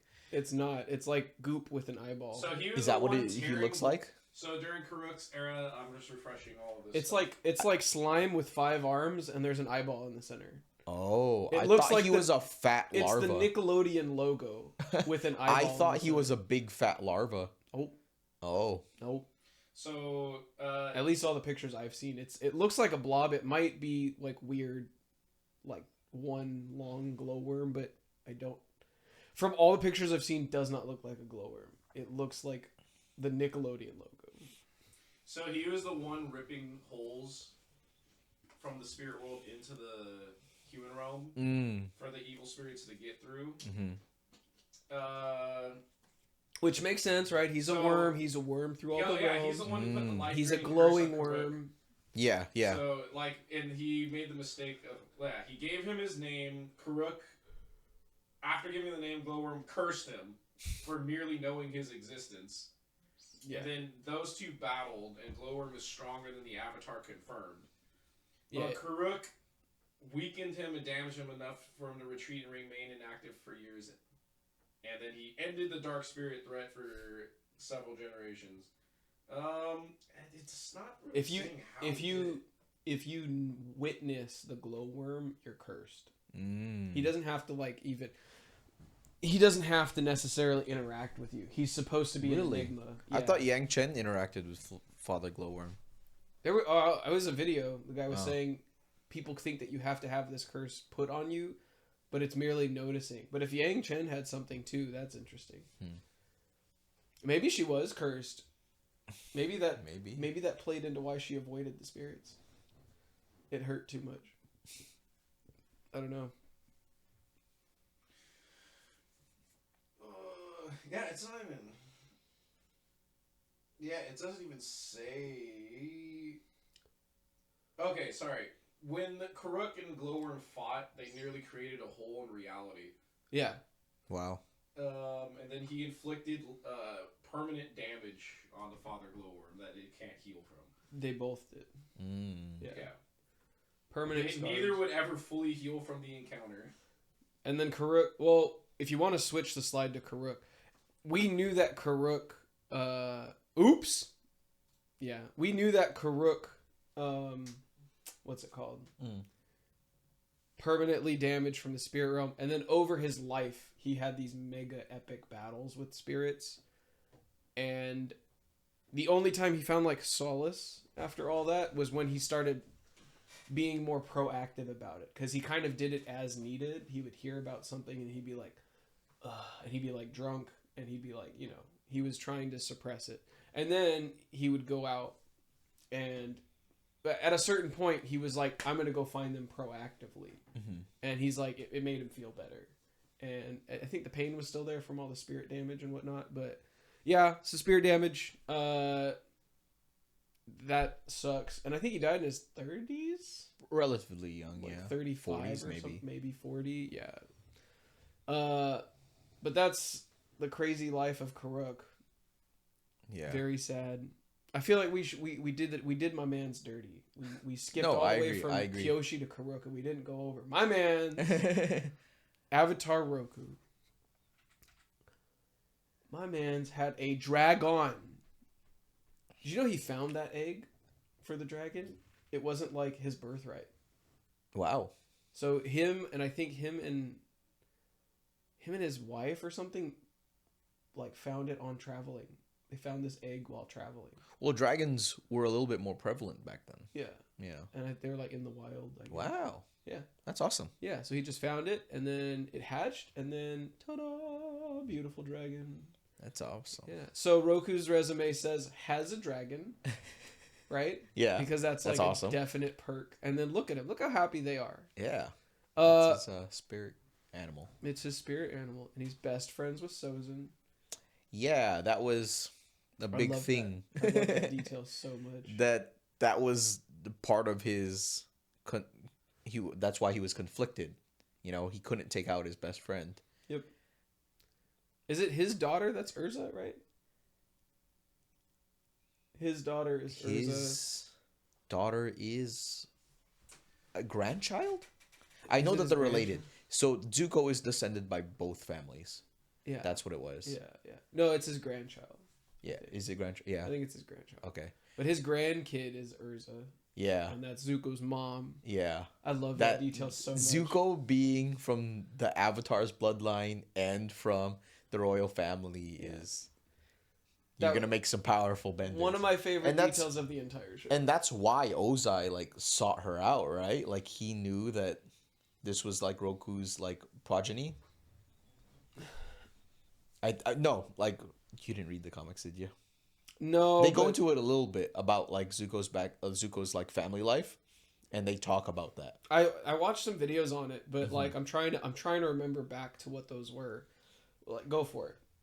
That's just it. They talk about the families and stuff. I don't want to spoil too much because Oh, I think if you want to know about Zuko's mom, read those books. I do want to know Read about those- Zuko's mom. That's read the one those thing I comics. haven't looked up, or I think I did a long time ago, but I forgot. But Oh yeah, I should it's brush really up on it. interesting. So much that we won't. I don't really want to get I too far respect into it I here, respect it. but it's good stuff. It's answers a question that a lot of classic Avatar fans really wanted to know. Mark, everybody's been wondering. Yeah. Everyone in the chat, if I became like Sozin You became and like you Sozin. were Roku, I'm and you were Roku. the Avatar, Yeah. because look at his face. Mhm. Come on, Roku. filet me au hotman. Would you take me down? Would you? I think I'd Burninate the village on my forehead? Be similar to Roku, but remember I said like I definitely You put the warnings out there. I'd put the warnings out there for sure. I'd be like, I would- Mark, come on. I identify with Kyoshi's justice. I'd be like, Mark, Enough. we could literally share the wealth of our nation No, with I'd the be like- world. We could I'd- literally eliminate balance. You What? wanna- How many times did Roku try? Like every other decade or something like that. Something- After the first decade, I'd be like, "All right, I literally, all right, If, all the, right." if the man." role was switched, right? Right. If I was Avatar Roku in that case, I'd be like, this bitch, 10 years? You still been on it? Yeah. And my mind would immediately go into, I know you've planned it all out. Uh-huh. I know you have things in the works. And, yeah. Yeah, I'd go that like, but I wouldn't even tell you at that point. No, At okay. if you brought it up, you're like, I'm still kind of mulling it over. Well, if you're the emperor and you're mulling it over still, that means something's been done, Yeah, right? So yeah. in my mind, I would have been like Roku, or I would have been like Sozin.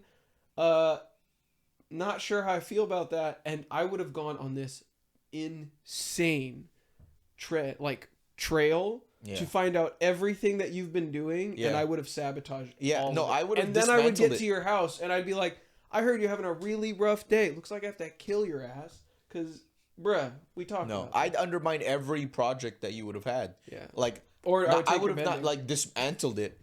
If I were Roku, I would have dismantled it, or maybe even flipped it. Right? Yeah. I would have tried to flip everyone.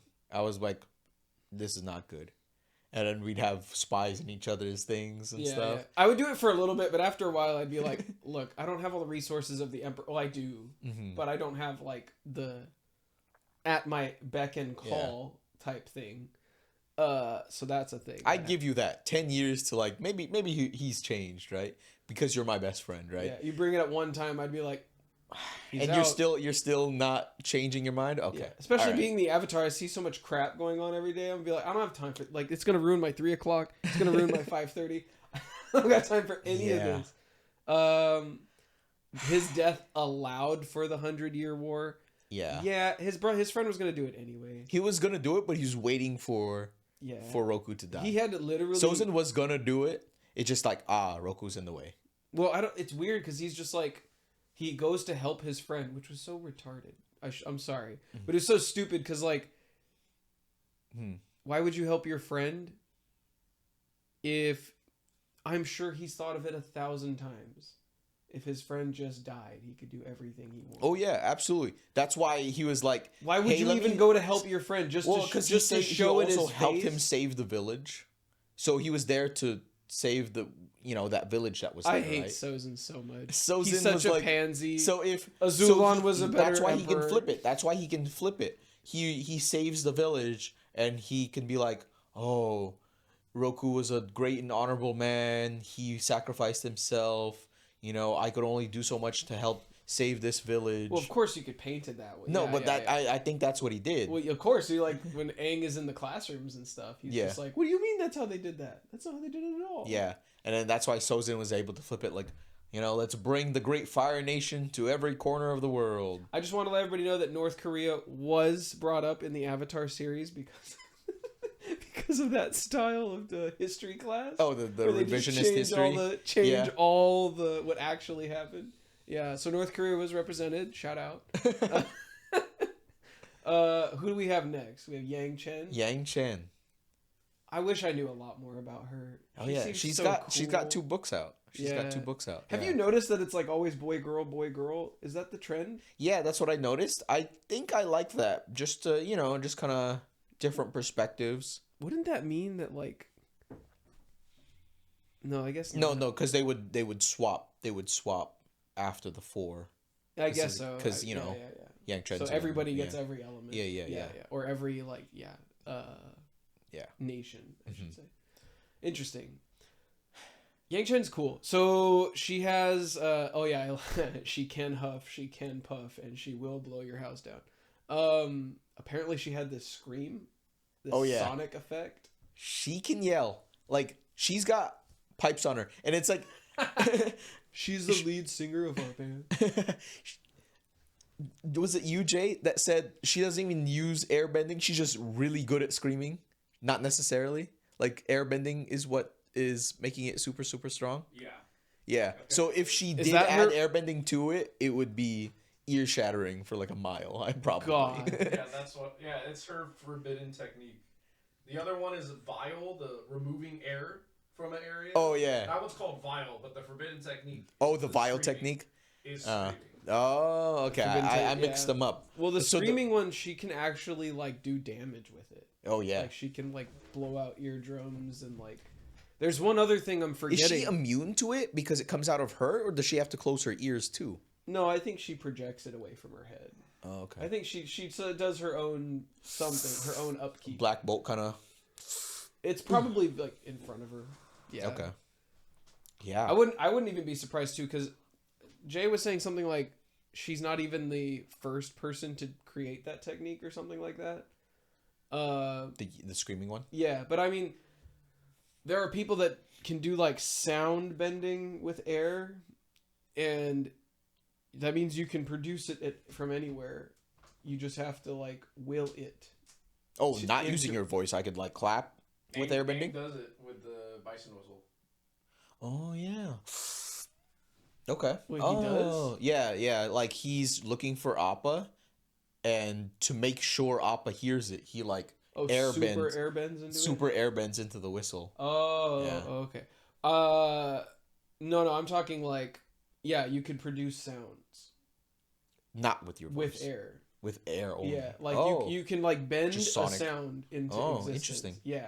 Interesting. Yeah, so that's interesting too. I mean, aren't we all just bending sound? We are bending You are, sound. you are. Speaking of which, Oh. no, I'm just kidding. But yeah, like, I think that's an interesting thing. Imagine like you have like across like behind you, like Ooh, yeah. you that. Man, airbenders are so broken. What's that when it called? comes to- Thaumaturgy in D&D. Like you can make noises appear and just kind of. Oh, it's an actual thing. that's like Yeah. a spell. Oh, okay. Yeah. No. Oh, I know. Okay, I know the spell. I don't remember the name. Thaumaturgy. Thaumaturgy. Thaumaturgy. Yeah. Wait, Weird. so now that I'm thinking about it, are you trying to say that you can conjure sounds? Yeah. I Yeah. don't know if you can do that. That's what I was saying. There's somebody, and it wasn't like an avatar. It was like some person. Interesting. There. It's like a lore thing. I thought it was don't know just if a it's sonic true. attack, though. I I thought haven't- it was just I a sonic haven't read attack. it. I didn't know. Yeah. Yeah. But it's like I don't know if you can produce like actual like random things or if you can make like whistle tones or Oh, something. probably. I believe this. Like whistles or sonic tones. Yeah, but sound only exists Yeah. because air is the thing that carries it, which is why there's no sound in space. And Like, I'm sure you can like scream as much as you want, but it doesn't matter. the monks know that, and that's what they know about this technique, and they know the harm that it could do. That's why it's forbidden. That's what I'm saying. If you can propagate the air any way you want, you should be able to make any sound. Oh, that I would be just don't crazy. know if they had the fidelity Fine, yeah. to like do little random weird sounds, or if it was just like hum tones, like Right. or like a whistle. You know, the argument or the discussion we had about blood bending versus airbenders just being allowed to do whatever they want.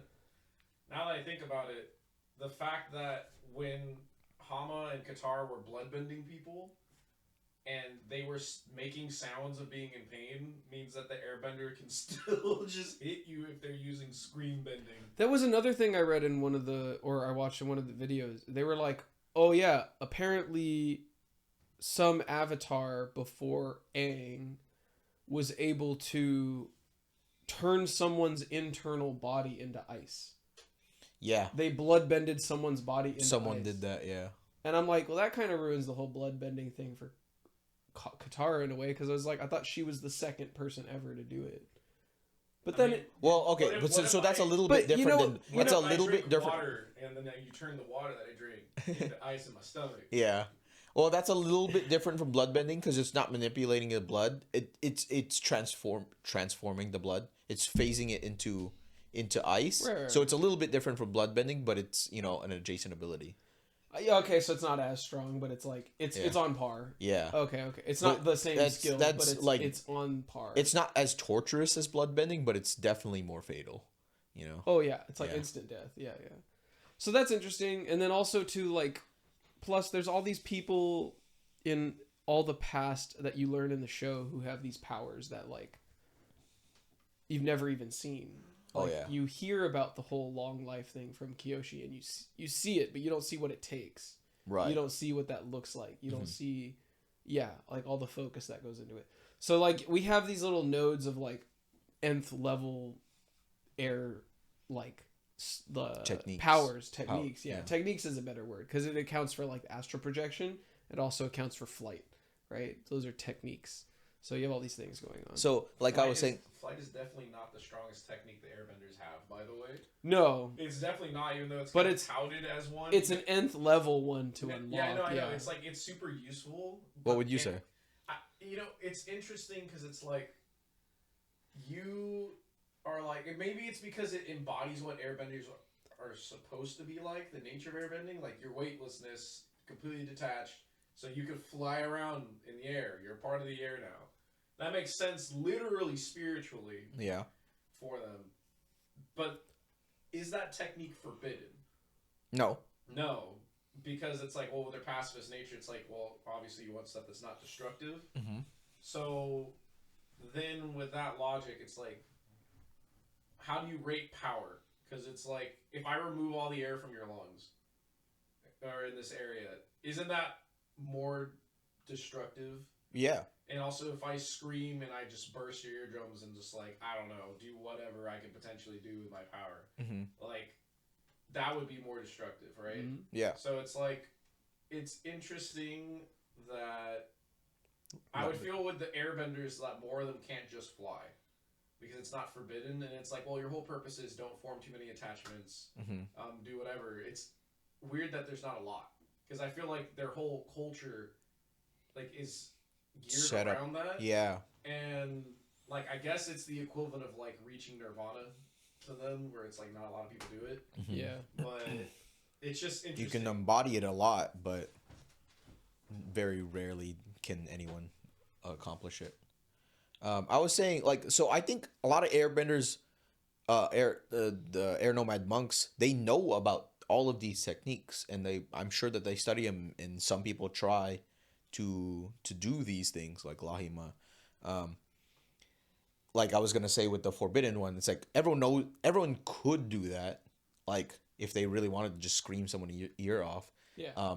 But they just don't, just morality wise. Like the vial technique to take out air from someone's environment or the room, like that's horrible. They would never do that, but they know it's possible. Right, they all do. And someone- if you don't if you don't explicitly know it, it's all implied. You're growing up and you're like, oh, I could probably. Yeah. And you're like, wait a minute. Someone implied that in the original series that Monkey Otso did that because there was not a lot of fire scorch marks and everyone just kind of died where they fell. And so the implication was Monkey Otso took the air out of the room and took himself with it.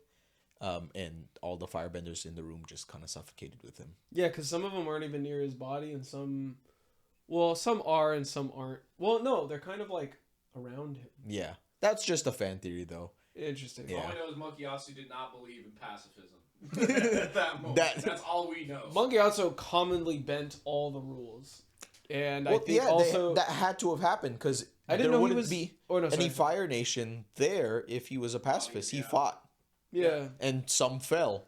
it would also kind of a large amount of them. it would also make sense too why he was like Roku's airbending teacher, because he's just like so much were peers. higher up the list. I don't think he was a teacher. They were peers. Were they peers? Yeah. No, they were peers. They were in the same class. They were in the same class. But Monkey Otso was just like, I think he just clicked with air. Like his skill was so up Oh, yeah. there. And then also knowing the air avatar, I'm sure he had like information about other techniques and other things. And he was just like, He just had so much time to cook. I'm sure. Also, on I'm sure.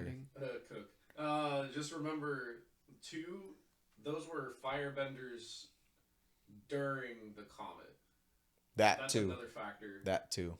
Yeah. Because, like, there wasn't just, like, freaking 30, 50 of them in that room that were just regular dudes. Because I'm, like, thinking about it, and I'm like... They're I all feel like- 100 times power. Yeah, I'm like, I feel like Aang could have beat all of them. Like, just the way he was. But I'm like, no, it was during the comet, and it was a surprise attack. Mm-hmm. So... I actually would love to see Aang versus like, well, Morality's I off. think like, look, I get they're like soldiers and they know how to shoot their fire blasts, but like 1,000 Fire Nation soldiers show up, right? You have some admiral, like an admiral, some commander, or maybe not an admiral, but like maybe like some higher ups, right? And then a lot of lower ranks, right? And then maybe you throw in like Ozai for funsies because he's like at the forefront of all this. I would love to see how Aang fights the minions and Ozai at the same time. Like that would be an interesting Like fight. 12-year-old Aang? Yeah. I'm pretty sure he just loses. 1,000 people and Ozai. 1,000? Or maybe just 1,000 people. That's a lot of people. that's a lot It's of kind of people. air cuts him. I think I he mean, could do but- it. I I mean- think he could do it. Wait, are we allowing Avatar State? Oh yeah. Well, then he wins. Because Avatar State's broken. Can you guys talk about Well, of how course Avatar State just Well, okay, ruins look, the Ozai look. fight, It's please? of course it's broken because if he's also at 100 times firepower and has 3 extra elements, he should win the fight. Well, I think firebending is one of Aang's weakest ones. It's also the one he learned most recently. Mhm. So I think Ozai just is a better firebender because of that. Okay. And I think that speaks to how powerful Ozai is, that he can make do with my opponent having 3 other elements. Okay.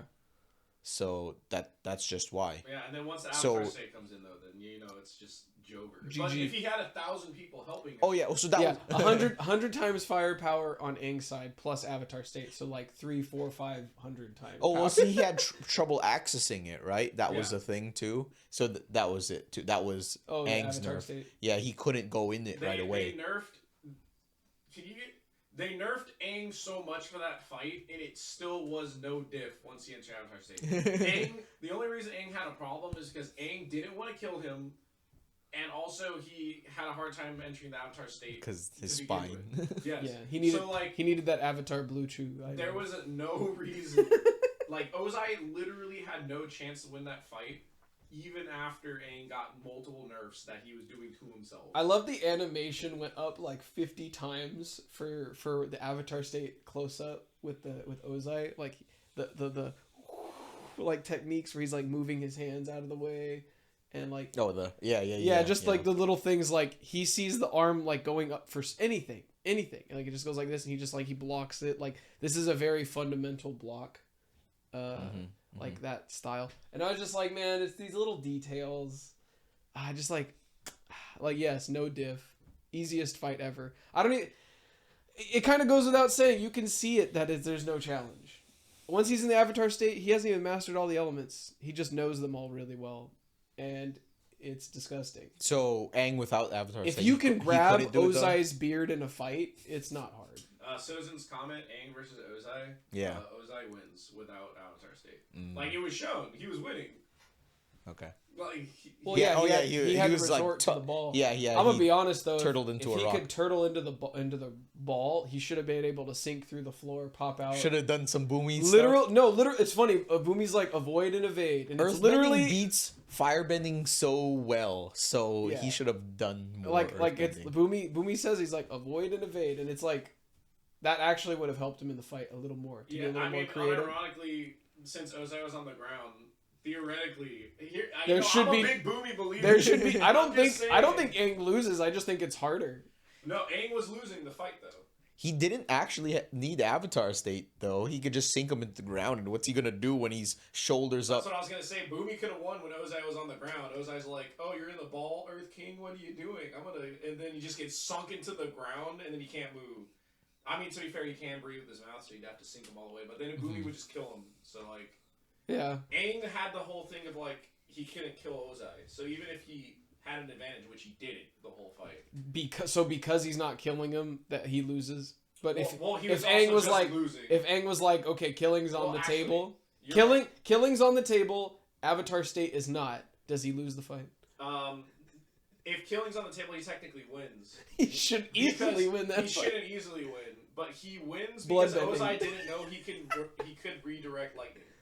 Yeah. Remember? Oh, there you go. Yeah, you're right. Wait. Say So that that's the again. only reason Aang had a chance. Ozai shoots it at Aang, and he gets it, and he makes a decision whether or not he wants to point it at Oh Ozai. yeah, I And he forgot decides about Ozai that. not was to. completely caught off guard. He Yeah. had no idea that Aang could. And Ozai doesn't know how to redirect it either, so he was done there. Yeah, that's the only reason. I remember. That's the one thing. I love the way one that thing. lightning looked. though. Zuko, when it came out, that lightning taught was him like, that. yeah, Zuko, I like that Zuko taught him that. that. Oh, dude, That was good.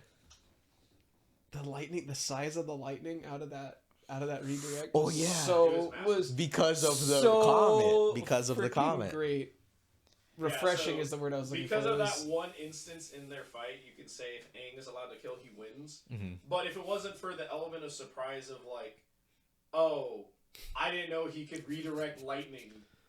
If Ozai just didn't shoot lightning at him, Ozai would win. Ozai should have Without known. Avatar State. The If I second, was- yeah, the second Ozai Ozai should have sees- known because Yeah, Azula 'cause would Zuko- have told on him. No, well, no. Told he- on Zuko. Zuko shoots, Zuko, yeah. redirects his own lightning. Oh, that's and right. he's like, "You've sided with the Avatar," and it's like, literally, Ozai's taught me a this. like a genius when it comes to battle strategy. Uh-huh. He should have known that. It should not have been a surprise. But in the heat of it, I can see that you forget that. Well, I don't So think wait. it's him forgetting. I think just going like, oh yeah, obviously Zuko taught Aang lightning bending. It's not that obvious that he's just going to be like, oh yeah, dude, obviously he's going to teach him how to redirect lightning. That isn't Mhm. something that's super obvious. You can argue, well, maybe he should have thought about it, but it's like, He should have. just because it's like, well, I know how to fix a car, so therefore all my friends know how to fix a car. Well, 'cause I taught them. but the thing is like, you know, your friend is going to fix that's his ultimate goal in life is to fix a car, and you're friends with him and you're close. Ultimate goal is to redirect lightning. I don't No, wanna be his the ultimate greatest goal is to mechanic fight in the Fire world. Lord, which is the whole reason But why I don't know Iroh everything. teaches Zuko how to redirect lightning. He's Yeah. like, if you're gonna face your father, you're gonna need to know how to do this. No, he didn't teach him to face his father to redirect lightning. Oh, is he He just just- teaching him for fun? Azula. He just No, taught him it. No, for Azula. for Azula. He taught him for Azula. He's like, yeah, your sister's on the road. Yeah, you need to know this. Did he do that specifically? Yeah. I thought he was just doing the whole like four And elements then- thing, and was then- like, I'm gonna teach you this technique. And then when the eclipse happens, he redirects his dad's lightning, and his dad should have checked that box in his mind. You're siding with the Avatar. Now the Avatar knows. now that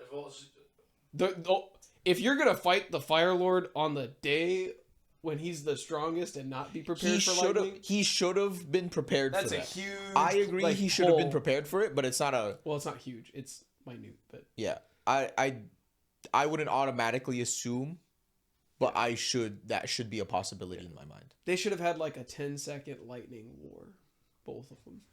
Well, here's the thing: Zuko can't lightning bend, and Aang can't lightning bend. They can redirect it. That's what I'm only. saying. Like, Yeah. you should Oh, just have just- the Fire Lord just like throwing Oh, fire, yeah. throwing So, curveballs. Ozai can throwing- only throwing shoot- this- Actually, now that I remember the fight, Aang didn't redirect all the lightning shot at him.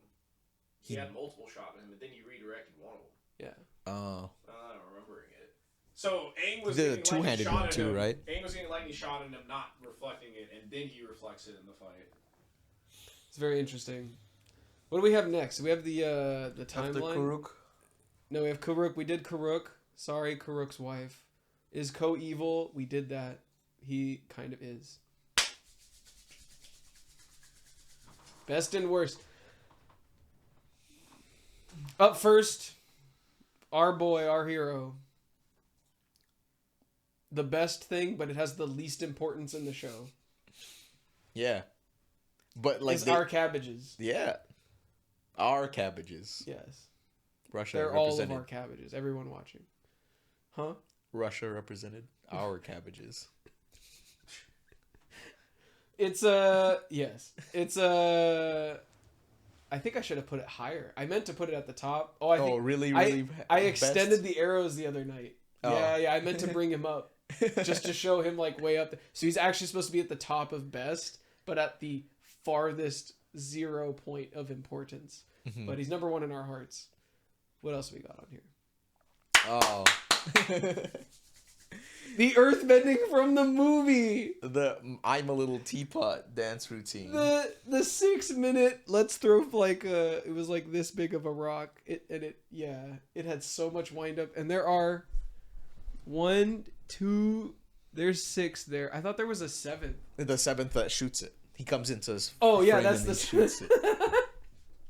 Yeah. It's so bad. So that has it's almost the worst thing, if not the worst. Yeah. And it has a little bit of importance because they needed a rock thrown They needed a rock thrown. to show I that guess in to that show universe- that they to show that they felt good again. But in that universe, it kind of nerfs everybody, right? If these decent earthbenders, They're bending out of cauldrons. These decent earthbenders. yeah, these decent earthbenders, like, it takes that much to throw that boulder. Yeah, it's sad. Yeah, if Yeah. that's average, They just didn't want to pay the production fees. Airbenders and waterbenders super OP for no reason. They paid the choreographer. They didn't pay the. They did not pay the editor, like the special effects guy. All right, super Oh, yeah. mega This is great. awesome. this is Is it the most important thing? It's the best in my heart. Yeah, I think we all agree. would I think argue- it I would argue it should be probably amongst the most important thing. probably is one of the most important Oh things. yeah, he was a big help. No, for Aang, literally, yeah. I think I just extended the arrows and I just forgot to move everything. Yeah, Oops. Because Because he was supposed to be towards. You're good. No, you're good. That's it. He's supposed to be farther. That conversation we had right now, if Zuko didn't teach Aang how to redirect lightning, he just dies. Yeah, because it got him. Fight. He just straight up is dead. No, he just needs to be a better airbender. More avoiding. More. He evading. should have avoided it. True. He's so fast. He should have. He's as fast as air. Yeah. So avoid the lightning. Yeah, exactly. So He's avoid the lightning. yeah, he's and he's 12. He's had enough time to think Well, about all these skills. This kind of lightning is strange, right? Because it's not literally lightning fast. You can react to it. Zuko reacted to it when it was shot It's- at What Katara. if they're If lightning it's timers? but lightning- if it's right, actual lightning lightning, how is reflex? it not lightning fast?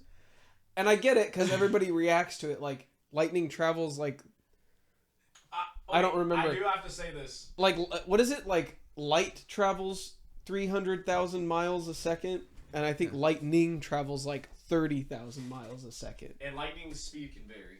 Yeah, but okay, it varies. If it varied 10,000 miles an hour, you catch it at 20,000 miles an hour. React to it. Well, Otani, where so are you? depend- I want you to react So to it. there's like there can be a massive difference in lightning timers. This is getting into power scale debates. Mm. Maybe at some point we'll make a video talking about this. Goku How that wins, really- power Goku scale. wins, it's true. Yeah. Lightning can vary from like more of a fraction of light speed, like a significant fraction, to around that the one that you said is the lower amount. So it can That's get significantly faster. But that's why it's weird. But a thing that we have to know in the show is that Zuko was confident in his ability to go out and redirect natural lightning. And Iroh also catches and redirects the natural lightning on the ship. So whatever speed natural lightning is, the characters can react to and catch it. I'm gonna give it a very, very moderate 20,000 miles an hour. Yeah. Holy crap! So Zuko reacted to what is potentially the same speed as the stuff that Iroh reacted to, and managed to jump and get in the way. Yeah. Which is insane. So, like, again, people are like, well, we don't know. It's like, well, we do know that they're confident in catching real lightning. So, it's at least around that speed. Maybe I'm thinking of meters. Maybe it's 300. Yeah, his redemption was just one of the best things in the show. Per second. And I think light is like 20,000 meters per second. Someone can math it out in the comments. Yeah. Please inform me how immeasurably wrong I am. What's next on this list? Yeah, you didn't like that. You didn't like... Yeah, I think until now, I always thought, like, bro, I've seen steam bending. She's got air in her lungs. Like, heat it up. Stop So BSing. if you guys can't tell, this is the part where Katara freezes Azula in place. Yeah. And plus, Katara can't move her arms. How can she waterbend? Like, that was... Well, okay. So... I get it. I'm just like... Anthony, what can you explain your issue with what's happening here? Just be very specific. Yeah, it's just what I said. The original is like, at the very beginning, like, when I was like first time watching this scene, I was like, Iroh blows steam into a cup and heats up tea completely, not just like the top, the whole thing, right? So like, he's got air in his lungs to do it, and I wasn't thinking of air at the time either. He could just do it. So I'm like, what? Why can't she just melt it? Even if it's like a slow melt, she has an extremely hot fire, so it should melt faster. That was my logic. Now that I know that it's based on breathing, she's not breathing, so there's no fire. Proponent in putting it in worse. I don't think the Azula-Zuko fight should end with Katara beating Azula. Yeah. I agree. That was the reason why it's this low, really, because... Is it cool? Does it make sense? Does Katara regularly dog walk Azula in fights in this series for some reason? Yes. Azula lost a fight against... She was losing the fight at the end of Season 2 to Katara, which Katara went into beast mode in that fight, by the way. I didn't even realize that, but you're right. No, Katara regularly is dog walked Azula, like, after the first encounter. That's insane. And in this one, Azula loses again, although she gets outsmarted. She loses during the comment to Katara. Yeah. Yeah, like, that's so sad. like, which is funny, but then it's like, okay, well, Zuko versus Azula. Awesome. Zuko does his thing, right? His character, he jumps in the way to save Katara, and I'm like, that makes sense for his character, that's fine. But then at the end of the day, Katara beats Azula, and you're like, I don't know.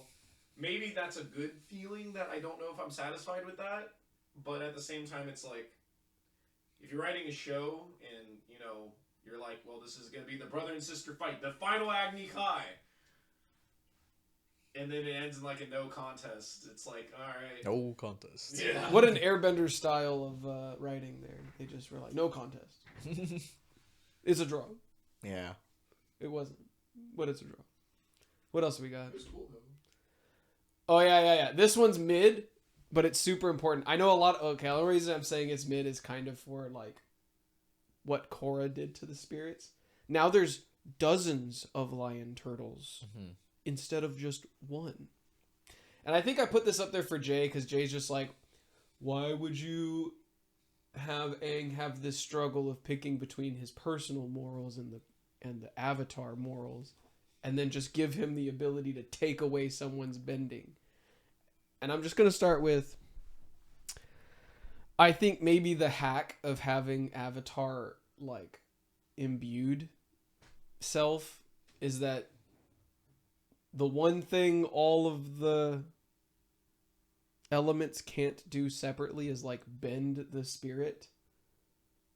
But I feel like having the avatar state, because you're like, you are a spirit and a human, and like, well, I guess everyone is a spirit and a human, but you have like command over the spirits and you have command over the humans in a way.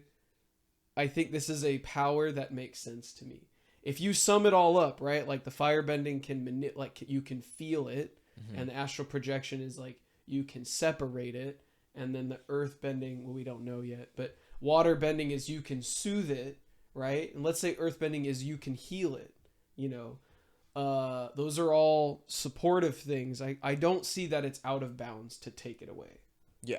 And you're not taking away someone's soul, you're shutting off that connection to whatever element that you were born with. And that's all that it is. It doesn't ruin your soul. I actually think that it's okay at the end of it all. But I know there's a lot of flack involved. And in my heart, there's only one lion turtle. Just think about it. It's a lion turtle. It's like, it's the apex killer and the most neutral little guy at the bottom of the food chain, right?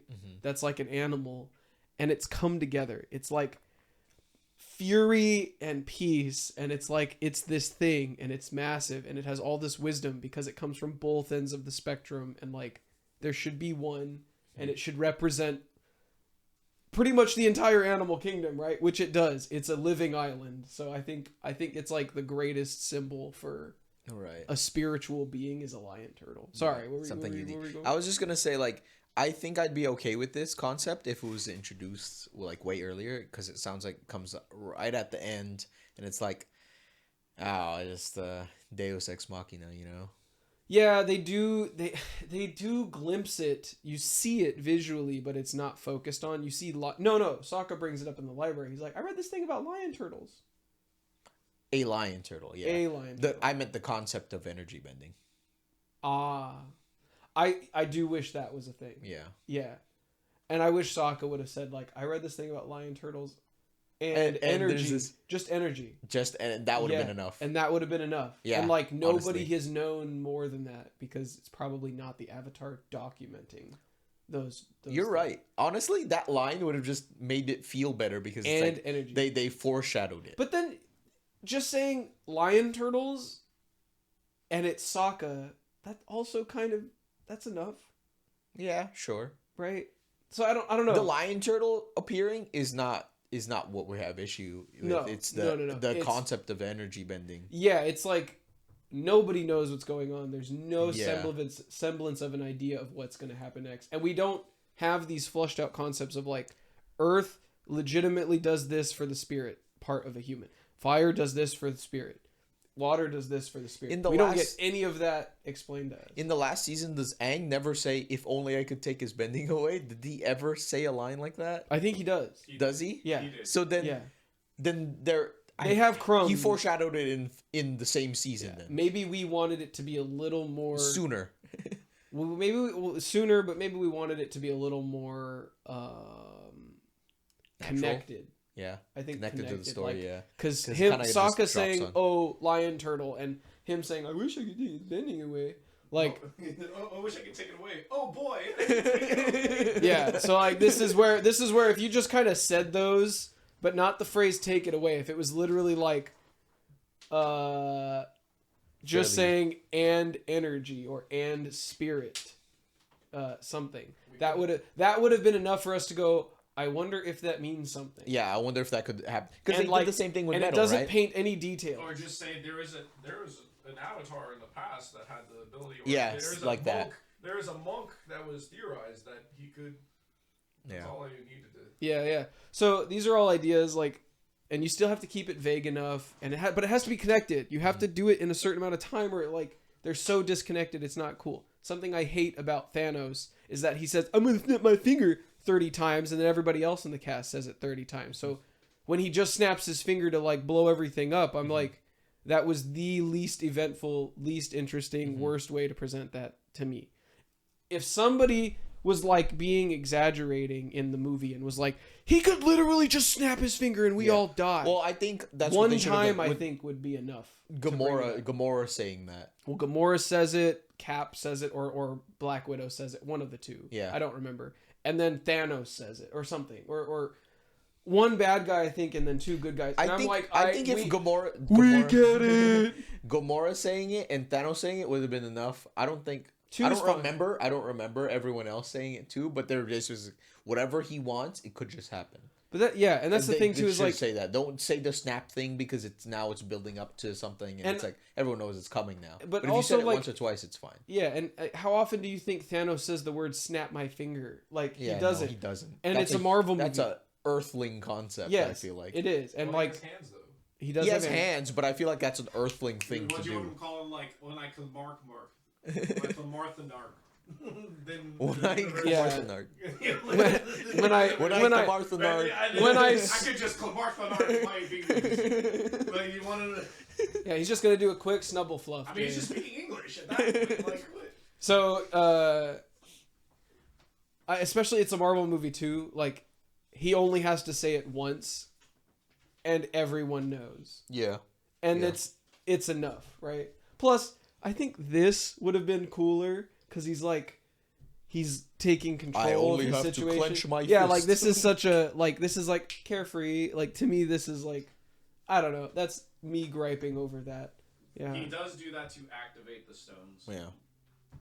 But Yeah, he does. snapping for some reason triggers the other thing. Well, I think it's sort of like a spell, right? It's like he doesn't have to snap his fingers. It's just sort of like, all right, when I snap my fingers, this will happen.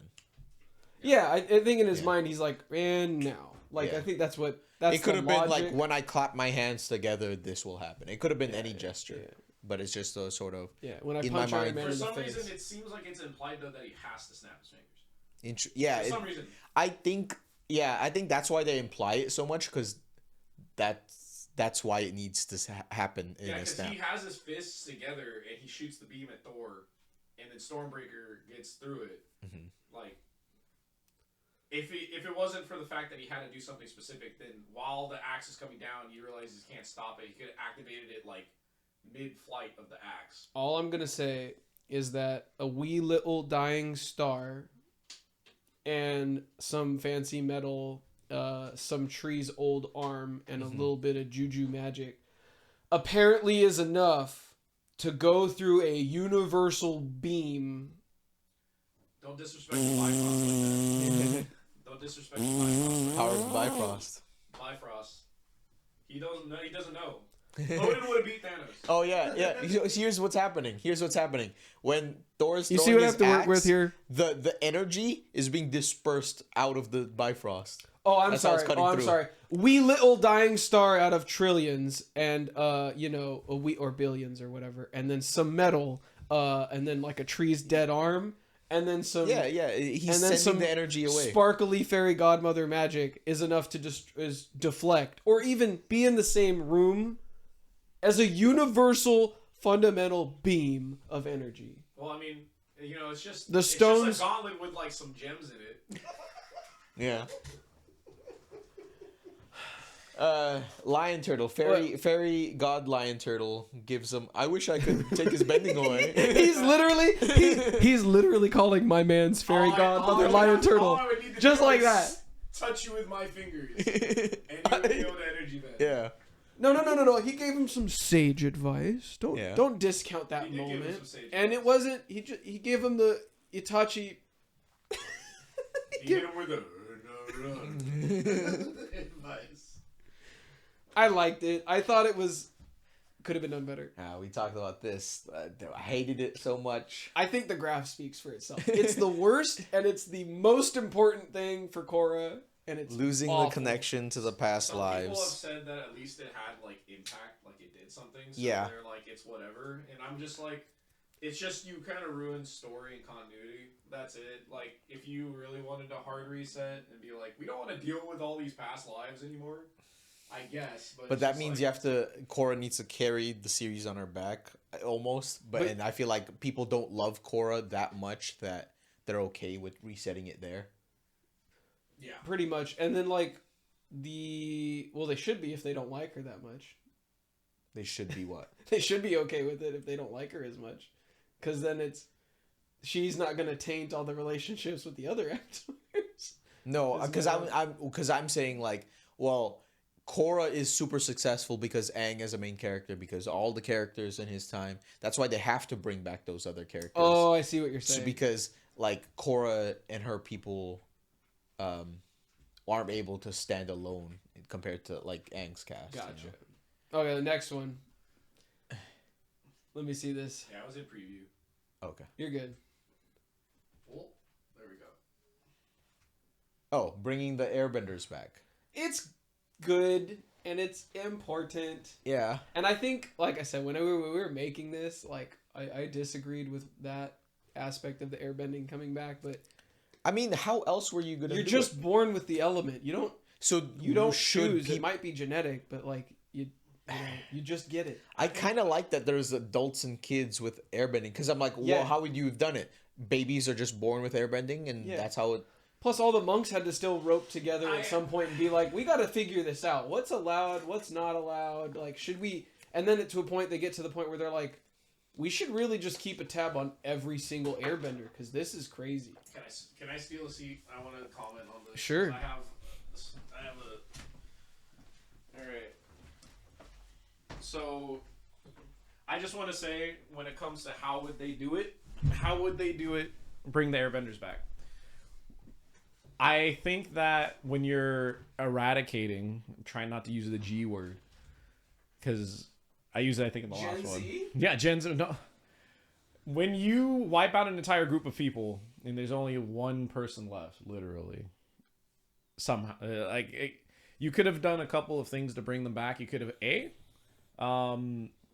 there were other ones that were out there that just remained hidden for some reason, which would be the less interesting one.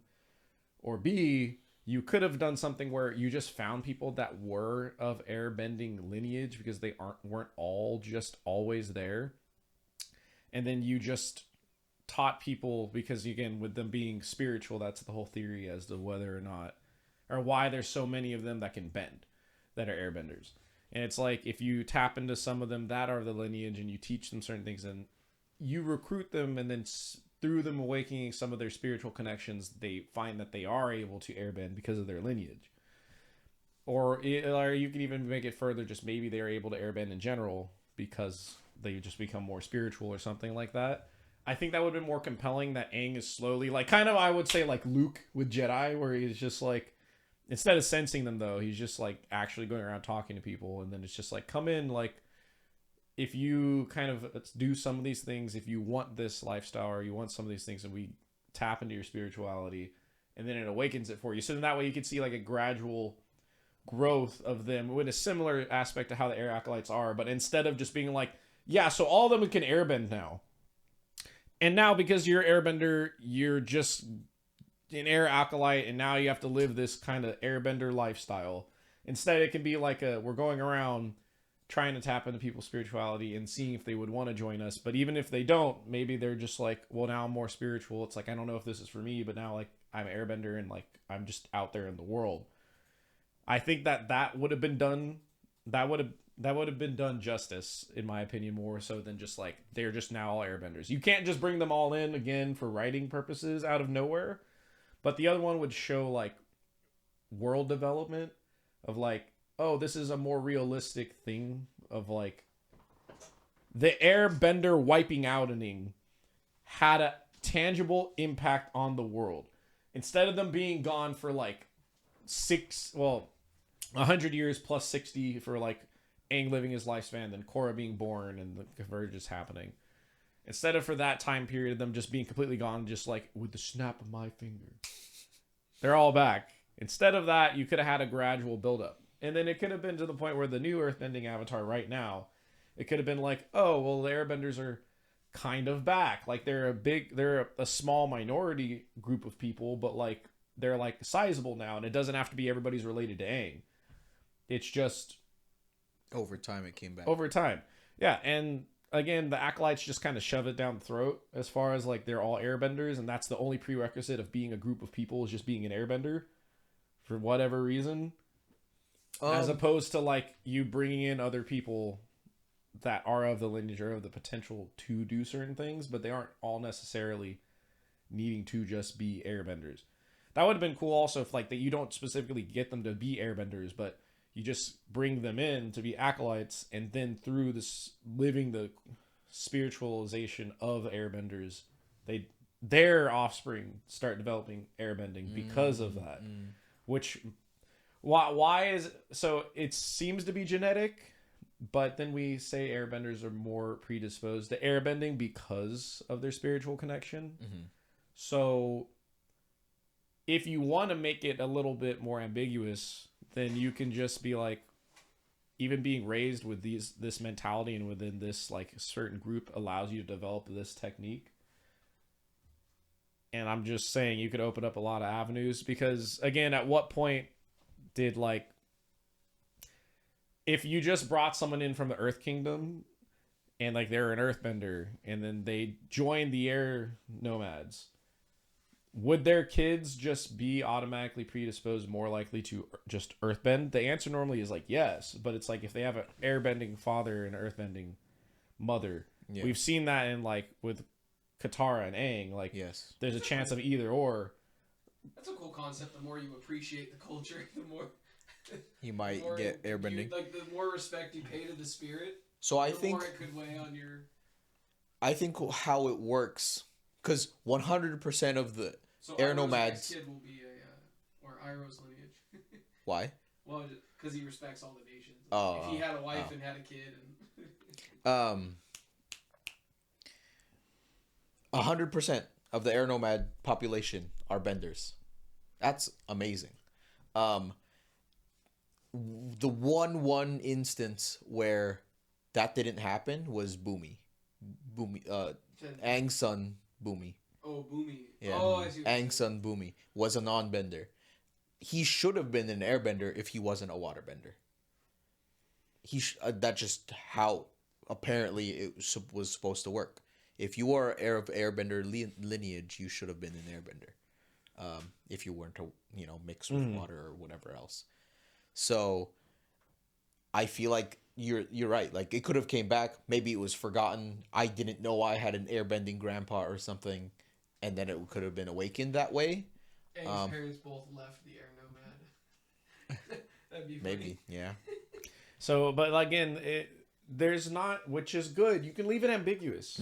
It's fine. Listen, Don't explain. Avatar people, whoever you are, all you guys can leave it ambiguous. It's fine. You don't need to go be like, yeah. So here's the first time a person became an airbender in general, from the animals and lion turtles and all that. You don't need to go back and do any of that. It's okay. You could leave it kind of ambiguous. Just you could leave it implied. If they're like within the airbending culture, and then maybe their kids develop airbending as a result, or maybe they had a grandfather that was related to it, so then they had the innate ability to. It's fine. You could have just done any of those things, and then in the future, if you want to do something with that, fine, go for it. But I think it's a more interesting concept to put into the world than like, yeah, so the planets aligned and good and evil are now like fighting, and we need balance, so the airbenders are back. Because the world would not be balanced without our airbenders. Here's the question: if the cycle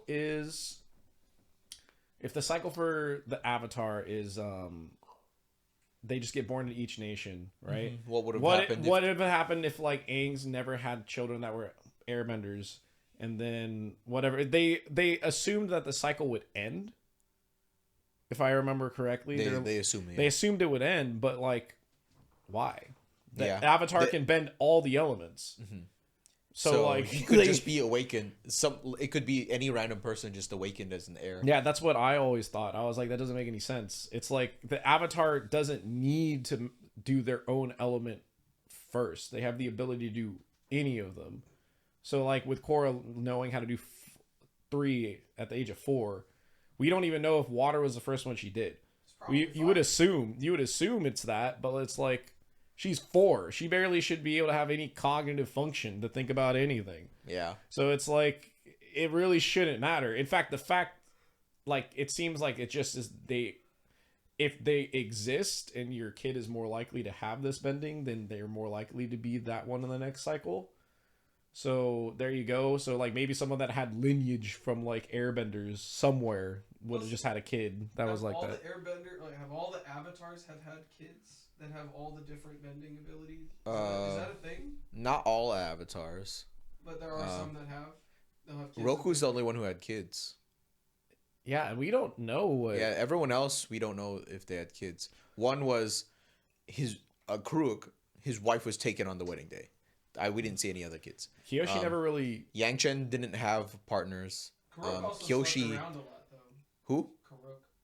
Oh, really? Yeah, he slept with a lot of women. After wait, his wife. Did Before he? his wife, Oh, yeah. before his wife. Is that confirmed? Where did you hear that? There was a guy like talking about the. Oh, Well, he doesn't. like- He doesn't which- have a book. He was like. yeah. So in the Yang Chen book or the Kyoshi book?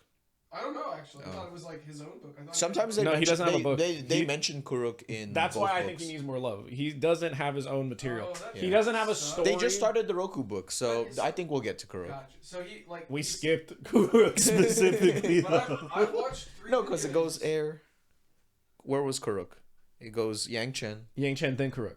Water. Yeah, they skipped him. That's what I'm saying. They just straight up skipped Because they him. went okay. Well, because they started with Kyoshi, so they had 2 books Kyoshi, 2 books Yang Now I'm Chen. wondering, They what- went is it, do they one have book comics? Do they Roku. have comics of Karuk? No. They talk about This is what's weird. Is I Karuk? watched 3 videos on Karuk specifically, not the others, just Karuk alone, and they all say that he was a drunk. He had many, many, many flings, and then when he Interesting. situated his spirit problem, uh-huh. which they all talked about similarly, he fought Glowworm, he fought a bunch of spirits, he kept that to himself, it deteriorated his friendships. It got to the point where he's like, he started realizing like, oh, if I face my actual like real demons that are spirits, life would be a little easier. And it was. He still had the pain and everything, but he mended friendships. He also met his wife. Blah blah blah blah blah. But they all say those same things, like drunk, slept around. Interesting. And I was like, those are concepts that I'm pretty. Wait, why did he? Wait, so why would he have the curse put on him? So he fought. So he pretty fought much Father Glowworm he first, found then out- became a drunk. Yeah, yeah. So he Okay. found out that there was a spirit thing happening, and then he met Father Glowworm. He fought the Glowworm sometime after mastering all the elements. Fought the Glowworm. He got the curse. He had all this pain. He went on search to like figure out what was wrong. All these spirit people, all the different nations, looked for healing. All of them said he was fine. Then finally, some firebending spiritual person was like, "Oh, you have this massive spiritual like sever." And it will never heal back. It's just gone. And the more that you fight the spirits, the big ones, the more this is going to happen. And it did. When he found that out, he got super depressed. Actually, he got depressed after fighting Glowworm the first time. But he was on a journey to figure out what was wrong with him. So he just became a drunk. He became sloppy. He became depressed. He stopped talking to his friends because he didn't want his friends to help fight. He's like, well, if it severs me like that, I don't want them to feel like this. Like, no way to heal. They're all like living, and like 2 of his best friends got married. Like he doesn't want to mess with that. So he disconnected from everybody, kind of like like alcoholic tendencies. Wow. Yeah. So that was what was weird. I was like, I don't remember him being like an alcoholic, but it said it over and over. Interesting. Yeah, maybe it's just mentioned in the books that at some point, maybe Kiyoshi's like, "Weren't you a drunk?" Because she was pissed at Karuk when she first met him. But okay. I would Yeah. have such long Well, talks if I was the avatar. I wouldn't I'd blame talk to every Kuruk avatar. if because Yang Chen's mess is the one who messed it up for Kuruk. Yeah, it's not. He Yeah, had cleaned up her mess. the spirit's fault isn't his, and his whole thing is like he just didn't want to tell people about Yang Chen stuff. So, because he respected her a lot, so that's the only reason that he let people tarnish his name. But like, yeah. All right. Are we gonna do the last thing? Do we have time for the last thing? We'll finish the slide. What do you think? I think we can do it Okay. pretty fast. All right. Ish. Yeah. I think we've had all the debates. Yeah. Yeah. think we've so kind we of- could just place We after got that. to this way before we even got to this. Yeah, we so we talked what about was Karuk before we got to the Karuk slide. Yeah. I think we have, yeah. So Oh, we talked Ozai. about Ozai Oh and yeah, King's fight. yeah. We did talk. It's super important, and it was really cool. Mm-hmm. Was it the best? I don't know. I part of me wished. Well, you guys were talking about how like I wished Avatar State was a big boost, and he probably wouldn't have won. I wish he was like a master of all the elements, but at the same time, it needed to be like that. Yeah, to he do blah, needed blah, to be blah, on his blah, back blah. foot, Imagine not if super Aang wasn't super 12 masterful. And was a master at all the elements. He'd be He'd like, definitely wins. Imagine Ozai- if they did it traditionally, and they Yeah. had to wait until he was 16, and he didn't start learning other elements until he was 16. You I know, think they- from imagine the they waited get-go- until he was 16. Okay, so all the fire air nomads are dead, right? Except for one that escaped with him. No, he was a master. Okay, so they're all dead. He witnessed all the death of his entire nation, right? And escaped. And then waited 4 years. Yeah. No, they should do it how they're Then doing with became- Korra, or like with the new White Lotus. It's like they're gonna find it as soon as they can, Yeah. and then start teaching. Because they actually find out young. They just don't tell them until they're 16. Yeah. Which is like, no, you should tell them and prepare them. Why did they tell Aang when he was younger then? Because they felt They knew that the Fire rumblings. Nation was coming. Yeah. the So he needed rumblings. to get on that crap early. But the thing is if you look at the timeline for Roku, right? And like Roku had a very average experience as a growing avatar, right? 16 is when it was introduced. It took him 11 years to master all the elements. He says it took 11 years to master all of them. That's what Roku said for himself. Yeah, that was also in a video. They were like, yeah, it took him just over a decade. Like he was 27 when he Finished them all. When he finished all of them, and then he rekindled things with his wife, and then that's when he started dating his wife. When he came back to the Fire Nation, he was At 27. 27. Yeah, Wow. it makes sense, right? If I said, hey, go learn 4 martial art styles, and you have to be completely able to beat the guy. Oh, so teaching then you, I go back to my high school sweetheart, and they're like, "Oh, hey, Yeah, I'm back. I'm a master of yeah. everything." It would take 11 years to master one fighting style, but if that's all you're doing every single day, Sure. I think 11 is pretty nice, Yeah. right? I mean, Aang. And also, you have to master the spirit thing as well in that time frame. Aang wasn't a master of Earth or Fire. By the No. end of the series. No, not at all. And then you can. So he was. You can. Would you say he was master a water? I Water? would say he's master Yeah, level I'd water say. bending because he was naturally he had an affinity for it. But Yeah. like, there's levels of mastery, right? Because it's like Yeah. Zhao versus like Iroh, right? There's Yeah. you being a master, and then there's being one of the best benders of that element on the planet.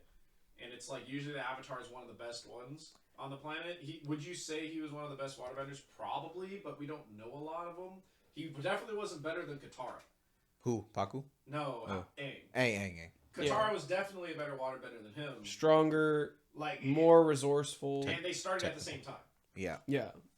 Yeah, literally. So like he was a master, but he wasn't like And Katara Okay, had so- to catch up to him. Like, Aang picked it up he immediately. wasn't like airbending level master. So, is it like the difference between Zuko and Zhao, where Zuko is a master of firebending, but Zhao just shy of being a master because he didn't do Zhongzhong's I don't training? think he doesn't fully understand restraint, which is actually a part of mastery. Yeah. It's like playing like video games, like we play Dota and stuff. It's like when we play Dota, like when I go like tunnel vision and I do something, that can be really good if I'm trying to like nuance a fight. But when it comes to like like hit, take a step back.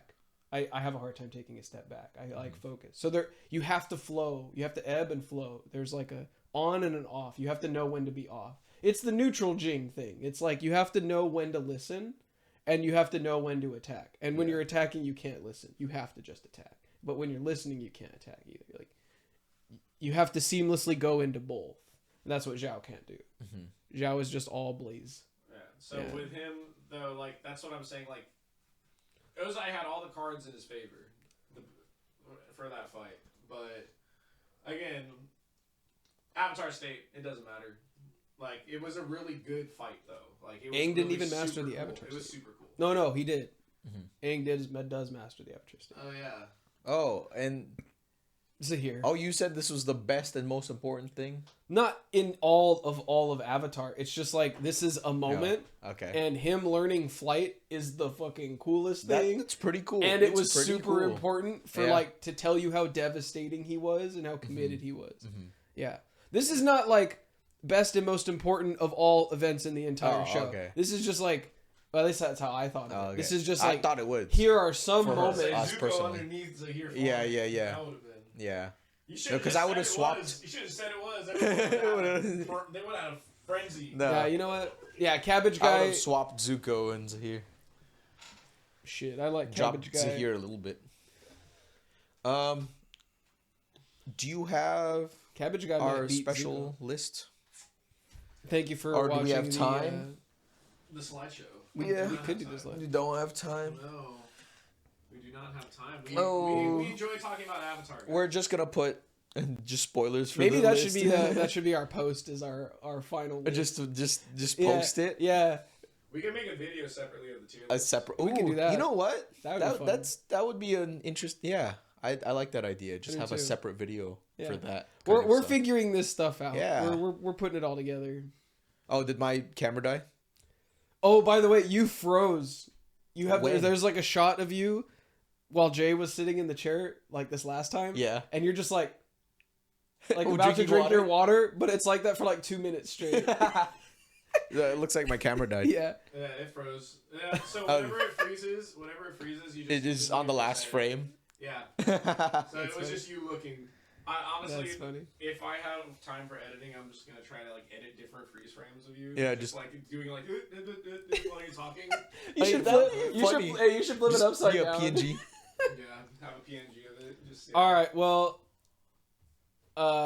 I honestly, talking to the guys behind the scenes, I did not think we had this much to say about No, Avatar. we do. You I'm could telling say you. that it was long-winded. All right. All right, I think that's. I just got fired for that. It was nice. The Say severance goodbye, pay guys. is very mediocre. Uh-huh. But yeah, thank you for coming along the journey with us on this Avatar episode Yeah. 4 and 5. Yeah. Yeah, look, Sokka made it too. Yeah. Thank you, Mark, for bringing these. Yeah. This was really Courtesy fun. of Mr. Liddell. I Mr. wish Liddell got me this. Jay didn't lay it on you guys. I'm sorry. I'm just gonna tell you that right now. Jay You guys honestly Jay made a has lot been of- you guys made a so angry. We're coming If back. I want Part 3. I You want guys made a lot of points. I You guys want- made a lot of points, so. Yeah, we did. I want you I'll share guys the characters in the tier list. if I'll you tell guys what. if you ever want to really get under Jay's skin at any point, just ask him, can firebenders heat bend? And just ask him that. Can they bend heat? That's it. Do they is it I'll say yes. and tell him to I'll explain tell why. you what. Tell me Hagrid is just a significantly more important and better character. He's than still- Draco Malfoy. That'll piss me off. He's still on it. No, Hagrid dude, is You can get rid of Hagrid. Hagrid is so much better. He's literally the reason. I'll stop there. Hagrid's an earthbender, right? Huh? Hagrid's an earthbender. Hagrid's an earthbender. We'll make a tier list. What bending? What element? bending would everyone be? I would love him to see. I would love to see him be like the worst airbender. The worst airbender? Yeah, On yeah. his Or on the his worst, motorcycle? or like the clumsiest firebender. I could see that. I could see him being. Oh, you bringing up air. I was going to say earth, but you bringing up air like made me think of his motorcycle. So I'm like, Yeah, like something like very Goofy. goofy, like jolly airbender. we're going to place everyone in an element and then we're going to put everyone in the Hogwarts houses. I'm going Actually, Crossovers. oh, that's interesting. Well, Yeah. to we could do that. That'd be a fun crossover. Yeah, maybe we'll see. We'll see. We'll have separate videos. We'll try them out. Alright. Yeah. All right. So yeah, hit the socials at the bottom. You know what to do with the bell and the subscribe button, I guess. Mark, thank you for coming Yeah. and thank you for dressing the part. Yeah. I We're going to put film my after this. Naruto shirt on today, but I need to get me an Avatar outfit. So that's Yeah, in the I'm not works. even Water Tribe, but I you know, know. this is the only shirt I found. And it was really fun. So you guys have a good one, and we'll see you for episode 6. Bye, guys. Keeps moving on.